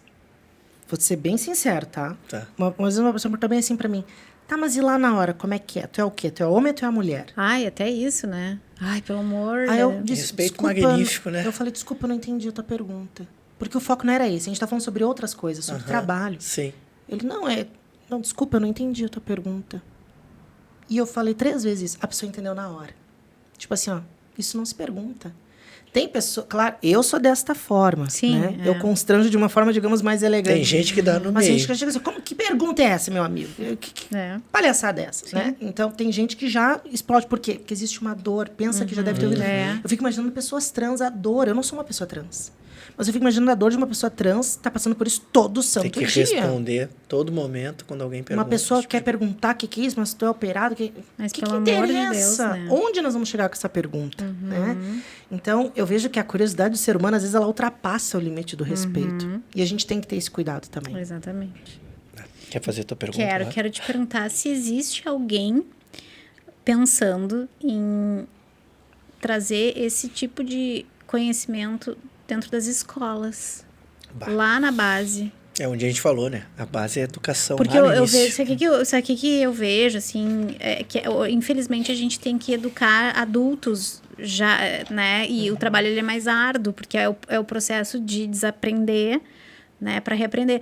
Mas nem todo mundo tem essa disponibilidade, nem todo mundo quer, né? Nem todo mundo consegue, tem tudo isso. Mas grande parte dos assuntos que já circularam por essa mesa aqui, eu sempre me questiono, tem alguém ensinando isso lá na base? Porque eu olho para minha filha, eu quero poder oferecer para minha filha acesso a esse tipo de informação, sabe? Para que ela possa se constituir um ser humano mais completo do que eu fui, sabe? Mas eu vou complementar isso aqui, eu só vou fazer um ponto de atenção. Porque, na verdade, se tu for ver, tu trouxe lá no início da tua fala. A criança, ela nasce pura. É como se fosse ali um computador zerado. E tu vai alimentando a memória dela com o que tu coloca lá para dentro. Então, eu não sei se de repente seria as crianças ou se teria que literalmente pegar os adultos mesmo. Cara, olha só, zera. Não, faz um formate na cabeça deles. Cara, mas isso o que tu vai ensinar para tua filha de 3 anos lá de dentro de casa? Mas isso é o que a gente está fazendo agora. Né? Isso é o que a gente precisa fazer. Mas quando eu me preocupo em oferecer um ambiente para minha filha onde isso seja assunto com prioridade, com a prioridade que merece, eu já estou lá na base mostrando uma realidade para ela que eu não aprendi. Eu fui viver e fui querendo aprender, e como quero até hoje, cada vez mais, aprender sobre para estar no meio, movimentando para que as pessoas sejam mais felizes. Ser feliz do jeito que escolheu, né? Do jeito que quer e bem entende, não me interessa. Porque eu estou aqui olhando para uma Constituição, de ser humano. A gente tem que ter uma integridade. Eu só vou... Claro, né? Tem tudo que tu falaste, do autoconhecimento, da estrutura de cada um. Uns são mais emocionais, outros menos. Uns são, né? Tem uma reatividade, se defendem, outros não. Outros calam e aí sofrem de doenças. E assim a gente vai indo. É uma cadeia, né? É uma cadeia. E assim, a gente tem que entender que o preconceito, enfim, ele é estrutural. É estrutural. A gente está permeado sobre ele, né? A gente cresceu em ambientes, espaços, ensinamentos, culturas que, de alguma forma, alguém vai estar sempre sendo discriminado ali pela sua característica, classe social, aparência, enfim. E eu já vou imediatamente interromper para te perguntar, desculpa por essa interrupção, mas é porque, será que a gente não combate o preconceito estrutural com uma educação estrutural? Sim, e faz muito contraponto, né, ao que você disse. Que hoje a gente também só está falando agora sobre isso nas escolas, porque como é difícil numa sociedade, muitas vezes os pais não entendem isso. Eu já vi, por exemplo, escolas que pais chegam lá brigando, onde já se viu ter o dia da família. É dia dos pais, dia das mães. Como não entendendo a estrutura de família, que existe outros tipos de família. Então, agora, se eu casar, porque eu sou um homem gay, eu vou me casar com um homem, quero adotar um filho. Então, eu não sou considerado família dentro daquela escola? O meu filho ou minha filha, enfim, que eu for ter, não é considerado família o que a gente vive. Então, assim, eu vejo que dentro das escolas existe uma importância muito grande e eu valorizo muito as escolas que querem trazer a pauta de diversidade no termo de respeito, de conhecer essas diferentes pessoas e como a gente aproxima essa diversidade. Mas, muitas vezes, a escola não consegue também. Primeiro, porque muitas vezes os pais não entendem ou não participam dessas discussões. A criança já chega pura em casa, trazendo os ensinamentos, o que está aprendendo, às vezes nem o pai entende. Às vezes a criança chega com tema de casa, né? Explique sobre, nas suas palavras, a importância da diversidade. E aí chega para o pai e para a mãe, nem sabe o que é. Ah, minha filha, é pessoa diferente. Ah, mas como é que eu falo para minha filha que é um gay, que gosta de homem, não sei. Então já começa essa complexidade. Ao mesmo tempo, nem todas as escolas estão preparadas, digo os professores, a equipe pedagógica, também com esse assunto. Então, às vezes, eles também têm vontade, né, para fazer com que aquele espaço seja mais inclusivo, mas também não têm capacitação sobre esse tema, não buscaram diversidade. E tem um outro ponto ainda agravante, que é o seguinte: a gente vai lá na escola X, uma escola cara particular, vamos falar de diversidade, só tem criança branca estudando lá. Não tem uma criança negra, não tem uma criança com deficiência. E aí, muitas vezes, tu vai olhar para outras escolas, rotuladas como escolas especiais, voltadas para pessoas com deficiência, e daí é a segregação. A criança especial está lá, né? A criança com deficiência está lá. Sozinha. Sozinha, um acompanhamento, porque o espaço não é inclusivo. As crianças também não estão convivendo com essa diversidade. Tem um vídeo muito interessante que eu vi esses tempos no YouTube que mostrava essa pureza da criança. E mostrava que tinha chegado uma criança com deficiência ali naquele espaço e as crianças adaptaram as brincadeiras para que a criança também pudesse brincar. Olha só, né? Às vezes a gente aprende com as próprias crianças. É verdade. Exatamente. E muito. Por isso a gente adulto que cria complexidade. E por isso que eu pergunto se, não sei se tu sabe ou se existe, porque eu não sei, eu desconheço, alguém preocupado em tornar esse assunto e outros assuntos de ordens estruturais também, que a gente já abordou aqui, disciplina, tu entende? Porque uma coisa é palestra.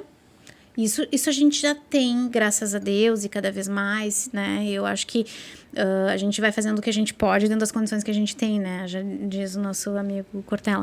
Mas eu acho que, de novo, quando a gente precisa combater algo estrutural, é com alguma outra medida também estrutural, sabe? Se não se tornar... vamos lá, a educação financeira é um dos temas que a gente trouxe aqui também. Né? Então, assim, ninguém ensina sobre educação financeira. Total. E isso é uma ação de política pública. Tinha que ter dentro das escolas uma disciplina. Hoje falam, tem escolas que falam assim, a gente tem uma disciplina aqui de cidadania, respeito e ética. Bom, se dá para encaixar a diversidade, vamos botar ali junto no capítulo também para ensinar sobre. Mas uma coisa que eu estava falando esses tempos, inclusive, com professores que passaram pela minha jornada, enfim, na academia, eu não consigo acreditar que ainda as universidades, principalmente cursos de graduação, administração, enfim, gestão, não têm uma cadeira específica. Exato. Por isso de liderança inclusiva que seja, de diversidade nas organizações, para olhar... Claro, hoje tem alguns cursos, que nem eu fiz vários cursos, fiz minha pós-graduação, agora estou fazendo meu mestrado também na pauta de diversidade, mas é em vários lugares. E aí, muitas vezes, tu tem que pagar para tu ter acesso àquele curso.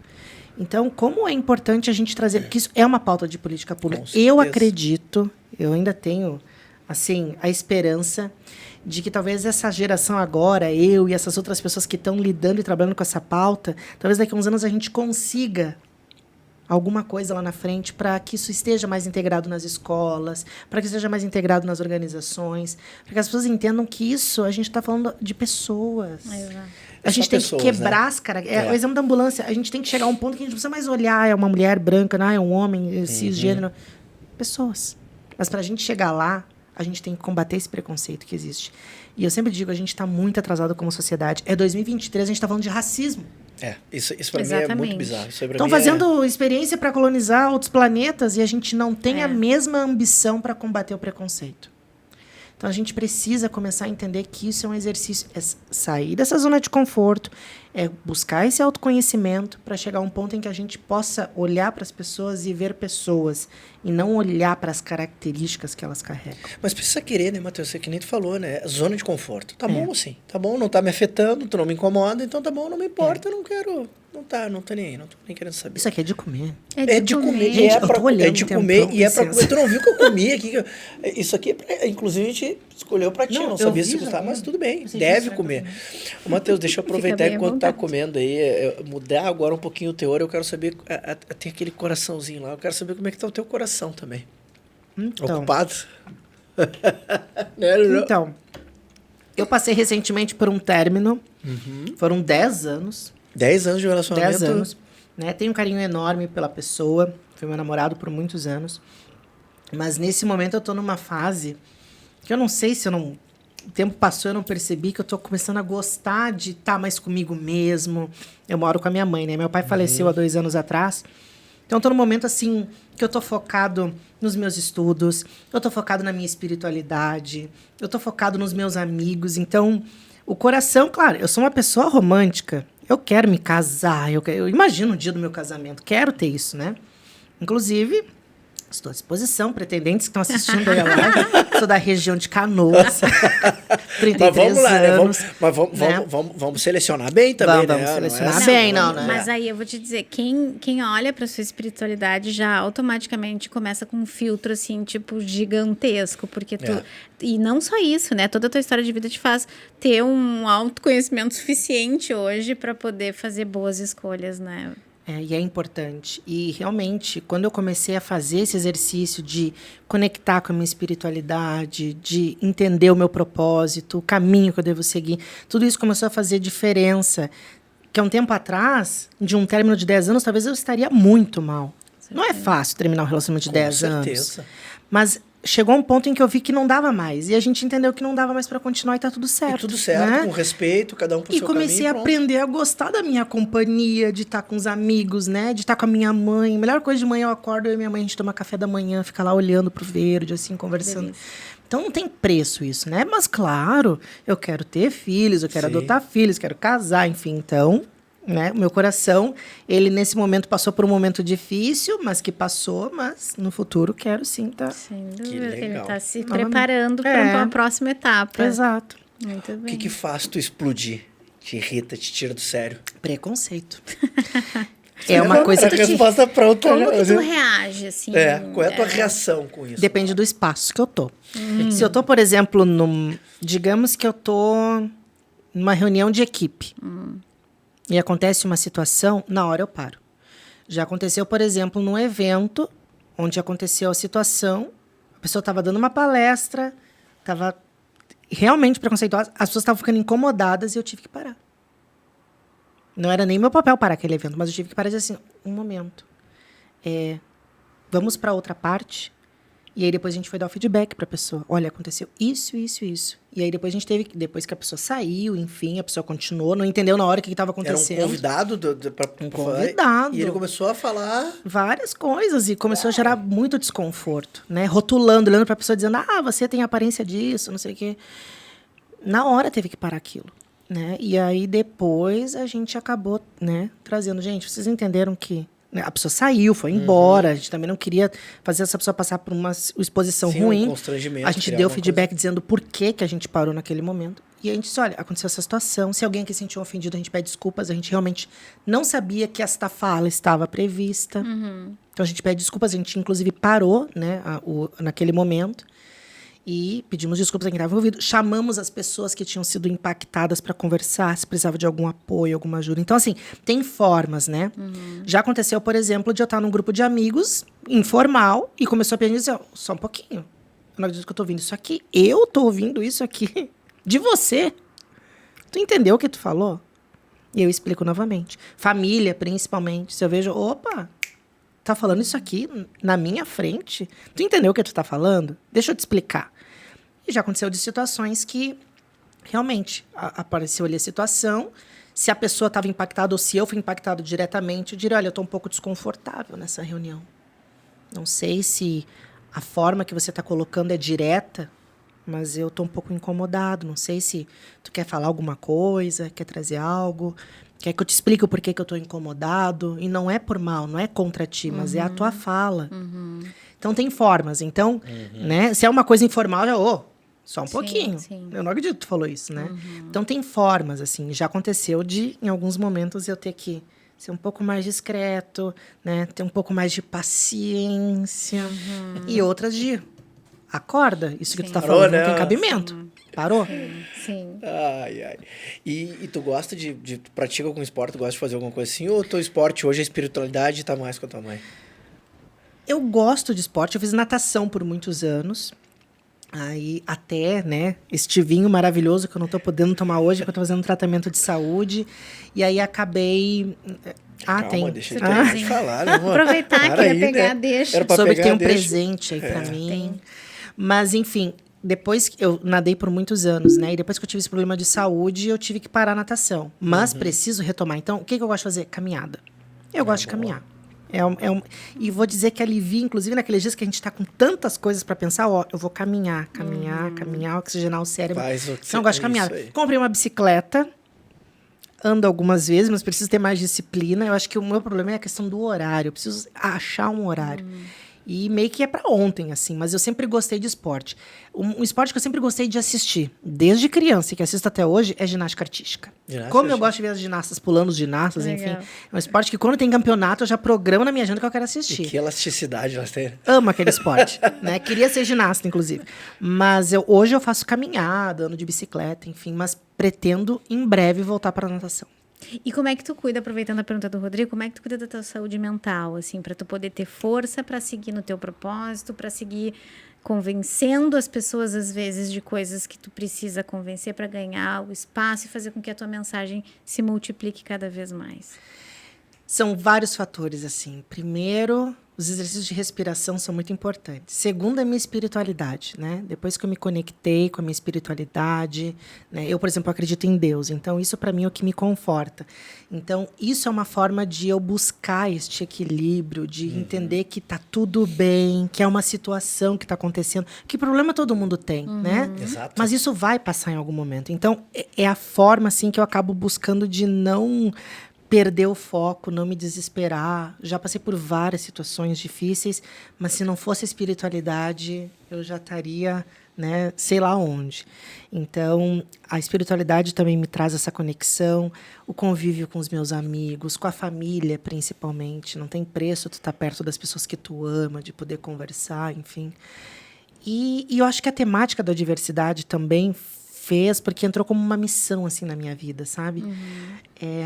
Por mais que seja uma pauta difícil, muitas vezes para algumas pessoas, que às vezes tu leva um tempo até conseguir fazer com que a pauta entre, né, naquele espaço, mas cada passinho que eu consigo dar já é uma alegria. Que nem hoje. Hoje é um passo que eu dei. Eu nunca tinha participado de um podcast em estúdio para falar sobre uma pauta que vai alcançar várias pessoas. É a primeira vez.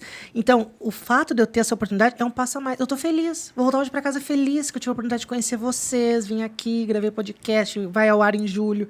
Então, cada passinho que eu dou, isso já me ajuda. Então, são vários fatores, né? Mas se eu pudesse dizer o principal, eu diria que é a espiritualidade. Foi que fez assim, para. Olha para onde é que tu tá, olha o que tu é, olha para onde é que tu tá indo, né? E me trouxe essa paz de espírito para, por mais que tenha problemas, vida que segue, vai passar, tá tudo certo. Equilíbrio, né? Não adianta. Que legal. Eu olhei pra pizza ali. O que tu gosta de comer? O que tu não pode sentir o cheiro? Meu Deus. Gente, às vezes eu acho que eu sou italiano, porque eu amo massa. Gosto de sushi também. Amo sushi, né? Na verdade, eu como de tudo. A única coisa que eu não como, nada contra os amantes de mocotó. Sim. Eu ia comentar pra ti. Bife de fígado também eu não sou muito. Também então, não. Mas assim, só. Vamos pedir desculpa junto, então. Porque as duas também não consigo. É só. Nada contra. Eu não consigo. Aos amantes desse prato. Se né? tu gosta, Jorge, fica feliz, entendeu? Então tá bom. Mas o resto eu como tudo. Gosto de massa, gosto de pizza, lasanha, sushi, churrasco. Nossa, amo carnes. Como tudo. O legal é estar numa mesa com pessoas. E como eu gosto de cozinhar, então pra mim comida... Tu gosta? Cozinha Nossa, contigo? comida é uma terapia. Amo cozinhar pros amigos, receber os amigos da minha viu o que ele casa, falou? cozinhar. Olha só, Tu viu o que o Matheus Vanessa, falou? Daniel, Eu vi. Pedro, Gabi, um beijo. Ele vai fazer a próxima janta, almoço, o que for aí. Inclusive, a gente vai se ver hoje. Olha aí, Ai, que maravilha. Mas tu não vai Depois cozinhar, daqui- né? Não, a gente vai pedir um X. Tá. Ou eu ia tentar, alguém já tá te esperando com uma Não, comidinha mas hoje, ainda hoje não- como não dá tempo de eu cozinhar, a gente vai pedir um X. Eu ia te comentar, então os amigos, eles não cozinham. Eles só Eles esperam. até cozinham, mas eles gostam muito da minha comida. Eles falam, entendi. não, quando o Mate vem aqui em casa cozinhar, ou Ele quando que eles vão na faz. minha casa, né? Ai, As minhas então, cozinheiro sobrinhas, a oficial. Júlia, Juliana, minha irmã, Adriana, E tu cozinha amam. bem? Eu gosto. Modéstia As à pessoas parte- falam que eu cozinho bem. Já falaram que eu podia participar do Masterchef. Uau! Então, acho que eu cozinho bem. Olha só, antes de tu falar isso, e não quero que tu ache que é por isso, eu tô com vontade de te ter na minha vida, assim, por tudo que tu tá compartilhando aqui conosco. De verdade, eu ia te dizer que esse é meu amigo, porque... Querida, já somos. Eu tô com vontade de te ter na minha vida. E aí tu me fala que ainda tu cozinha pros amigos, Cozinho. agora assinou, né? Tu quer ser meu amigo? Vamos, não, já somos. Já somos amigos. De Que já verdade. somos Que amigos comida também. tu vai fazer pra nós, então? É só dizer. É mate, Eu né? gosto de fazer lasanha. Sei fazer uma lasanha Olha aí. muito boa. Que delícia. Sei fazer um risoto Ai, eu maravilhoso. sou louca pro risoto. Sabe o que esses meus amigos gostam que eu faço? Lentilha. Sabe por Ai, quê? que delícia. Eu faço uma lentilha tipo uma feijoada, sabe? É que nem eu, amor. olha. Vai de tudo na lentilha. Fica tão bom, fica bom, tão né? bom. Então, assim, eu amo cozinhar. Eu sou aquela pessoa que, né? Talvez seria um outro dia, um outro podcast, né? Um pouco da minha vida pessoal, mas a minha família veio de muita dificuldade, né? Hoje, graças a Deus, nós estamos bem. Mas a nossa família veio de muita luta. Então, chegou uma época, quando eu comecei a cozinhar, meu pai era cego. E quando eu comecei a cozinhar, tinha uma época que a gente tinha que pegar o que tinha disponível.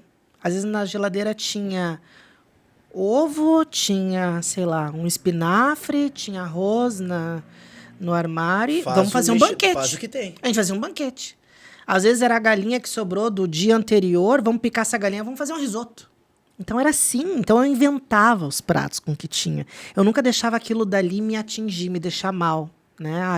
Tá apertado, tá faltando comida. Não, eu tenho isso aqui, vamos fazer uma comida maravilhosa.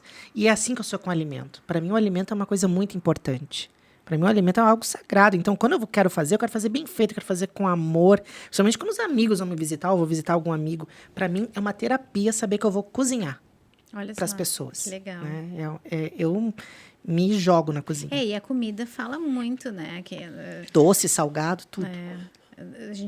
Quem faz comida tem que colocar amor, Eu tem gosto. que colocar tem que gostar. boa intenção. Eu gosto de cozinhar lá em casa. Quem Podia cozinha sou eu, cozinhar né? mais, né, amor? Não, tô brincando, ele cozinha maravilhosamente bem. É bom que... Esses dias eu perguntei pra ele, O bom será que o Jorge é prova, ele vê tudo. Ele tá aqui nos perguntei. bastidores, ele acompanha. Eu perguntei pra ele, Matheus, esses dias, se ele vai fazer ainda um churrasco pra mim esse ano. Porque eu tô morrendo de vontade de comer um churrasco faz não sei quanto tempo que ele não falador, faz. eu faço, só que faz tempo que a Aí gente ele me não faz, prometeu que ainda realmente. esse ano ele faz um Esse ano eu faço. churrasco, Quem sabe nesse domingo. né? Ó, né, amor? É, amor. Vamos fazer com amor, mas não sem cobrança, né? Faça se quiser. Faça se quiser. Tem Então, que fazer né, com Matheus? vontade, tem que fazer com amor. Eu quero Ô, teu Matheus, churrasco. tem um lugar inesquecível pra ti? Um lugar inesquecível. Nossa, que pergunta. Assim, eu gosto... Pra mim, o lugar que eu tô, onde eu me sinto bem com as pessoas que eu amo, pra mim é o melhor lugar. Mas eu gosto muito da minha casa, sabe? A minha casa, pra mim, assim, no final do dia, assim, quando eu paro tudo, não tem mais trabalho, não tem mais nada, não tem mais estudo, e eu posso parar e sossegar e descansar, para mim é o melhor lugar. Mas lugares que eu já visitei, eu fui escoteiro, né? Na verdade, sou escoteiro. Uma vez escoteiro, sempre escoteiro, mas ativamente eu não tô no movimento. Mas eu já visitei muitos lugares por causa do escotismo, né? Já viajei para muitos lugares. E um dos lugares que mais me impactou foi quando a gente fez uma ação social, já tinha ali meus 19, foi em Pelotas, e a gente teve que fazer uma ação de alimentar pessoas moradoras de rua. E eu me lembro que foi uma coisa assim, que aquilo foi uma virada de chave na minha vida, porque eu, né, tenho minha casa, enfim, a gente tem o privilégio de pegar uma roupinha limpinha, tomar um banho, né, chegar em casa e tal, e aquelas pessoas moradoras de rua não tem. Eu lembro quando a gente chegou para servir aquelas pessoas, era muita gente, até criança, para vir pegar comida, para levar para onde estava, enfim. E aquilo me impactou muito, assim. Então, para mim, lugares onde eu possa ter essas viradas de chave, para mim, são lugares inesquecíveis. E eu vivenciei algo muito forte lá naquela vez, naquele acampamento que eu participei. Que legal. Não precisa nem falar nada, né? Pra mim, isso ainda mais mexer com criança. Mas assim, tenho sonhos de visitar vários lugares. Sim. Quero conhecer a Disney, quero conhecer o Japão, quero conhecer Paris. Eu tenho vários lugares onde eu gostaria de conhecer, que eu não fui. Eu nunca fiz uma viagem internacional, por exemplo, né? Só visitei aqui o Brasil. Nem na Argentina, nem no Uruguai eu fui. Mas eu penso em um dia conhecer outros lugares do mundo também, porque é incrível, né? Conhecer outras culturas. Importantíssimo. Nossa. Que legal. Que é rico, é muito rico. É fantástico, né, amor? Bacana. A gente também tem vários desejos e sonhos que a gente também tem que se organizar. E às vezes é aqui do lado. Não precisa ir para muito longe, mas né, é importante a gente ter a realização dos nossos sonhos, assim, né? Isso é bem, bem legal. A gente já tá, se deixar, a gente vai ficar aqui. Ai, eu quero perguntar mais uma coisa. Não já tá? Já passou tão rápido assim? É que quando o assunto é bom... A gente não nota, né? Passa voando. E quem fica nos coordenando é o Jorge. Jorge, dá o sinal. O Jorge só levanta a mão e faz sinal. O Jorge só faz sinal ali. Deixa eu te perguntar, Matheus, o que é as letras do movimento LGBT+. Quais são todas as letras? O que é isso? Explica pra gente. Né? Eu acho que o mais importante, isso é uma coisa que dá um nó na cabeça das pessoas, né? Porque antigamente era GLS, né? Gays, lésbicas e simpatizantes. É verdade, né? é GLS, é que eu era fiquei... GLS. Bem isso. Aí depois começou a mudar. Isso é do tempo do Jorge, entendeu? O Jorge é desse tempo. Que sacanagem. Isso é bullying. E aí o tempo foi passando e a gente foi começando, né? Sempre existiu essa realidade, mas também graças a próprios meios de comunicação, as redes sociais, né, os movimentos sociais, começou a mostrar, existem mais pessoas, né, com características diferentes. Mas acho que a gente tem que começar a entender o seguinte, né? Vamos fazer um exemplo comigo, vou trazer meu exemplo aqui, tá? Todos nós, independente das nossas características, nós temos 4 camadas. Existe a camada do sexo biológico, existe a camada da identidade de gênero, existe uma terceira camada, que é a orientação sexual, e existe a última camada, que é a expressão de gênero. Matheus, me explica. Vou dar o exemplo eu. Matheus, eu nasci num corpo de um homem e me reconheço como um homem. Meu sexo biológico, masculino. Minha identidade de gênero, nasci num corpo de um homem e me reconheço como um homem. Existem algumas nomenclaturas como cisgênero, que é aquela pessoa que nasceu no corpo no qual se identifica. Então, eu sou homem cisgênero. Se eu não me reconhecesse neste corpo, eu seria uma pessoa transgênero. Não me reconheço no corpo que eu estou. Existem outras características, como não binário, gênero fluido, enfim. Mas vamos trazer essas duas, principalmente. Então, Matheus, sexo biológico, homem. Minha identidade de gênero, cisgênero. Minha orientação sexual. Eu gosto de homens e sou um homem, logo sou um homem gay. Mas dentro da orientação sexual, existem o L de lésbicas, que é uma mulher que gosta de uma outra mulher, que sente atração afetiva ou sexual para outra mulher. Gays, que no meu caso, né, sou um homem gay, que sinto atração sexual afetiva por outros homens. Tem a bissexualidade, que geralmente é uma pessoa que se sente atraída por 2 ou mais gêneros, né? Orientação sexual, enfim. Tem a pessoa transexual, travesti, transgênero, que está dentro daquela expressão que eu trouxe, né? Dentro da identidade de gênero. Existe também o intersexual, né? Quando a gente fala do I. Por que só que assim, o I, há um bom tempo atrás, era chamado ou rotulado de hermafrodita. Vocês já viram essa expressão? Claro. Essa palavra a gente não fala mais, né? É uma palavra pejorativa. É chamado de intersexual, né? Que geralmente é aquela pessoa que acaba nascendo ali, muitas vezes, né? Com as duas genitálias. Então, tem a pessoa intersexual, tem a pessoa assexual, que é aquela pessoa que não sente atração sexual ou afetiva por nenhum dos gêneros. Existe a pessoa pansexual, né? Que é o pela. E aí, que também sente essa atração afetiva por uma ou mais sexualidades, identidades de gênero, enfim. Só que o que eu quero trazer com tudo isso? Tem um mais, né, no final, que acaba englobando várias outras. O que a gente quer trazer tudo? A última camada é a camada de expressão de gênero. Então, vamos trazer meu exemplo novamente. Primeira camada, sexo biológico, do Mateus, homem. Segunda camada do Mateus, identidade de gênero. Eu sou cisgênero, me reconheço no corpo que eu nasci. A minha terceira camada é orientação sexual. Sou homem gay, gosto de homens também. A minha expressão de gênero é a forma como eu me expresso em sociedade, como isso está rotulado muito a questão das normativas. Maquiagem. Maquiagem é vista ainda como algo feminino. Quem disse? Quem rotulou que maquiagem é algo feminino? Então, existe a expressão de gênero que é a forma como a gente se expressa também dentro das nossas características. Então, faço exemplo com vocês. Qual é o teu sexo biológico? Tal. Qual é a tua identidade de gênero? Você se reconhece no teu corpo ou não? Tal. Qual é a sua orientação sexual? Tal. Como é que você se expressa? Que está muito ligada também a essas normativas que muitas vezes são colocadas, impostas dentro da nossa sociedade.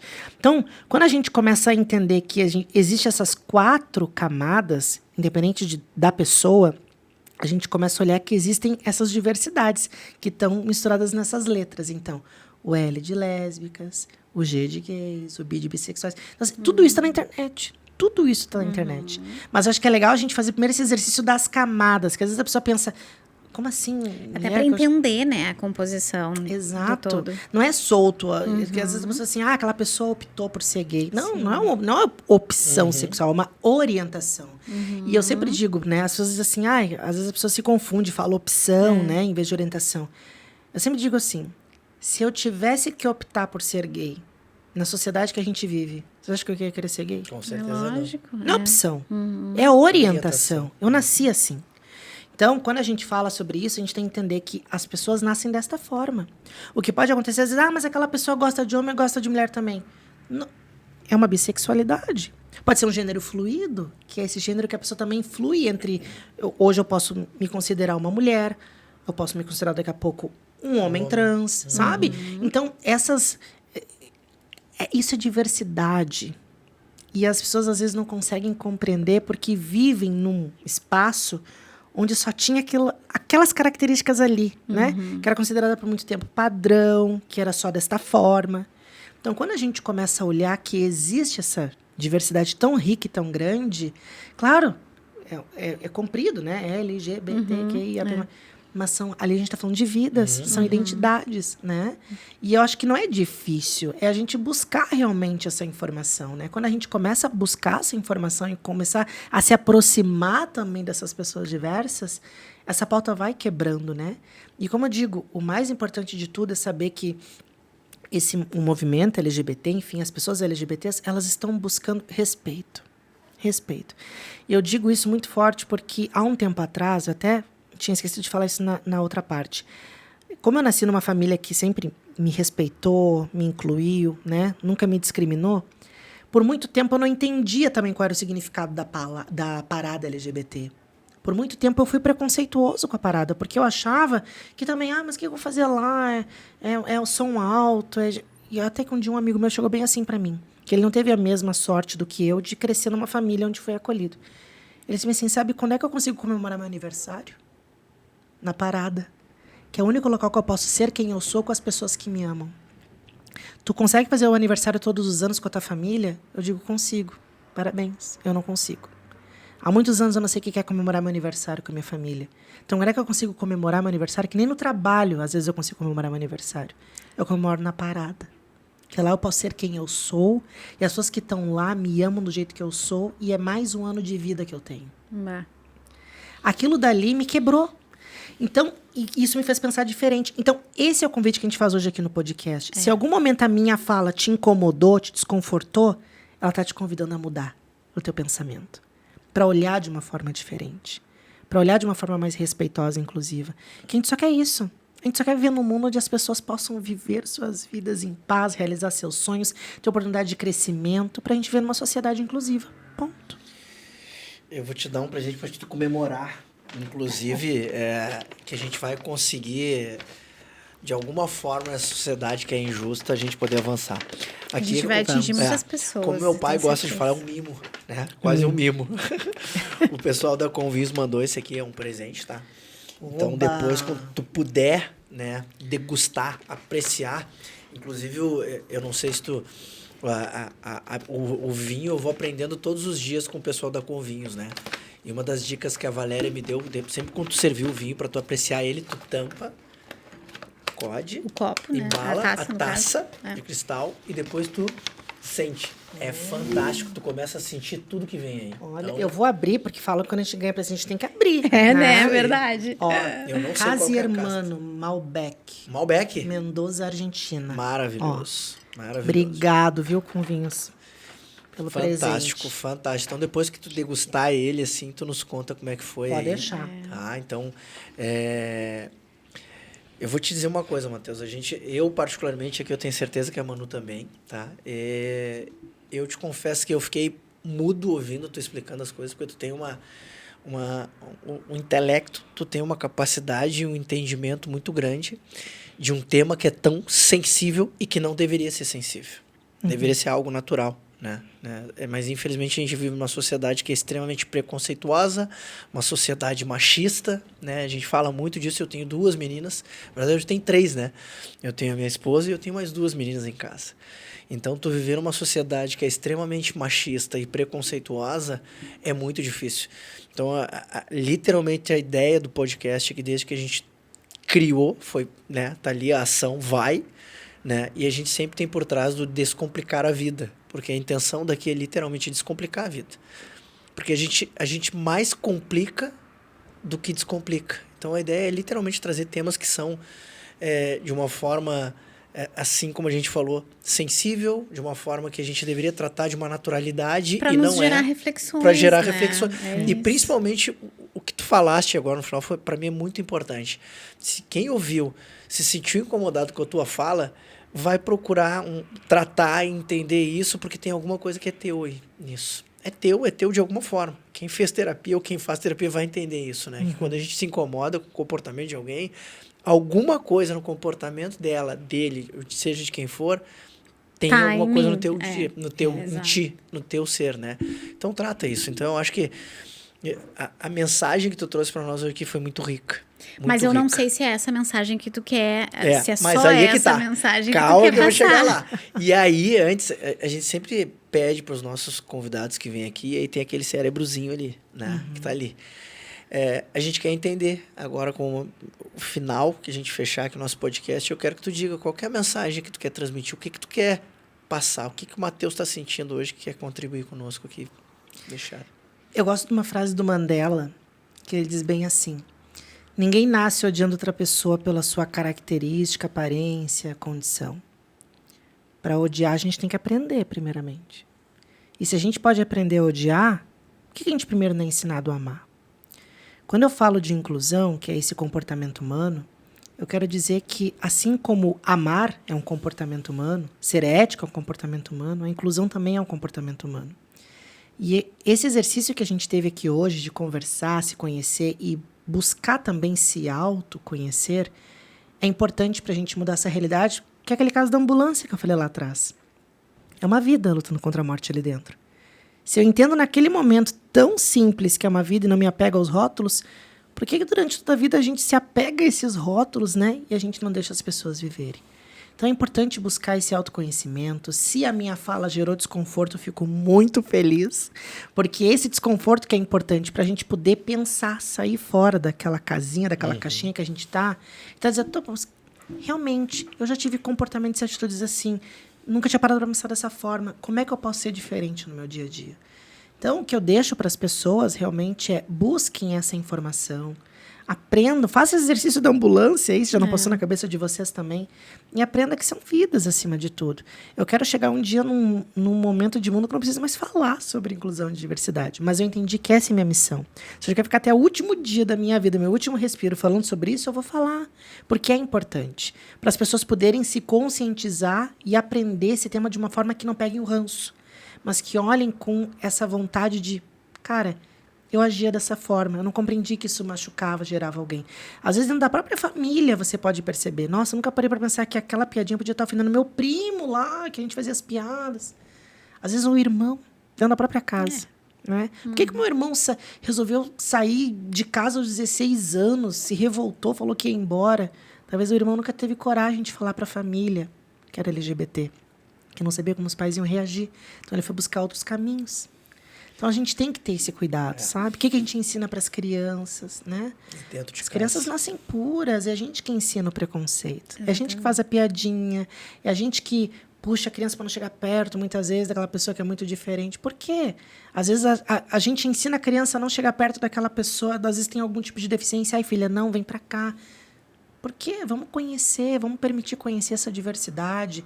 Leva a criança para espaços onde tem a diversidade de crianças também. Né? Busquem espaço, às vezes num parque, numa pracinha, no grupinho de amigos das crianças, na escola. Eu acho que desde cedo, a gente se aproximando com o tema, fica mais fácil lá na frente. É que nem aprender inglês. Quando a criança aprende inglês lá no início, né? Quando está adulta, já está fluente. Às vezes a gente quer aprender inglês lá, passar dos 30, 40, começa a ficar difícil, né? Por isso que eu insisto que tem que ter na formação da base. Tem. Eu insisto fortemente. Matheus, já acabou? Só te agradecer. Ai, infelizmente. Só te agradecer pelo teu tempo que você esteve conosco aqui.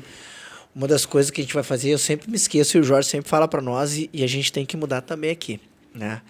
Não deixe de se inscrever no canal, né, Jorge? A gente sempre esquece de falar, se inscrevam no canal. A gente se empolga nos assuntos e aí a gente, né, tem que encerrar por uma questão, né, de horário. E a gente sempre deixa os protocolos do crescimento desse projeto. E na verdade lindo e é no início, né? Sabe? Se inscrevam no canal, né? Vai ter toda na descrição do nosso link aqui. Inclusive vai ter todos os teus contatos ali, possíveis que a gente vai colocar. Vai ter tudo ali a descrição. Depois a gente pega, a gente já tem, mas a gente quer só ajustar ali. Então, para quem nos segue aqui, vai ter toda a descrição no link da bio aqui, tudo certinho, os dados do Matheus, contato, tudo certinho. Não deixem de se inscrever no canal, divulguem, compartilhem, né? Porque esses assuntos não só eles esse precisam tema chegar para mais pessoas e a gente só vai conseguir compartilhando, galera. Exatamente. Então, vamos lá fazer a nossa força, fazer a nossa diferença no mundo, né, Matheus? O pouquinho que a gente faz já muda, né, o espaço onde a gente levou a informação. Então, por favor, compartilhem e vamos ser agentes, né, protagonistas da transformação no mundo. Não é só o Matheus que é responsável por isso, não é todos só a Manuela e o Rodrigo que estão aqui. Somos todos nós nas nossas casas. O Jorge, ele vai compartilhar com todos os amigos dele, né, Jorge? E é isso, gente. Eu quero, assim, infinitamente te agradecer. Eu tava louca para te conhecer. Conheci, agora mas como eu disse, eu tenho a sensação que eu já te conheço em algum lugar. Viu? Nós vamos descobrir passadas, em algum jantar nosso, a gente vai descobrir onde é que eu já te conheci. E a gente pode conversar sobre isso, porque eu acredito muito nessas coisas. E se tu quiser ser meu amigo, minha casa tá de portas abertas pra ti. Já somos. De tem meu WhatsApp já? Não, a minha casa é do Rodrigo, que é a mesma, tá de portas abertas pra ti. Tu viu só, Jorge? Então tá. E realmente tá aberta. E eu desejo do fundo do meu coração que tu viva muito esse teu processo, desse teu momento de evolução, de autoconhecimento, cada vez mais a busca pelo teu autoconhecimento, para que tu receba o teu merecido amor aí, ali na frente, e vocês façam viagens incríveis, maravilhosas, para longe, para perto. Assim seja. Vai ser. Amém. Vai ser. Amém. Vai ser. Amém. Que legal. Obrigado. Então, reforço aqui novamente, então, os contatos vão ter todo na descrição do nosso vídeo aqui. Agradecer mais uma vez a Convinhos aqui que esteve conosco. 2 castas maravilhosas, um Bonarda e o presente aqui para o Matheus, que é um Malbec, de uma das melhores regiões da Argentina, Mendoza, né? Então, deguste, que é uma casta espetacular. A gente aí. já tomou, né, amor? Que foi dado com muito carinho. Tá bom? Maravilhoso. E, amor, se a intenção é boa... Se a intenção é boa, foca e vai. Foca e vai. Obrigado, gente. Beijo. Até mais. Até mais. Até.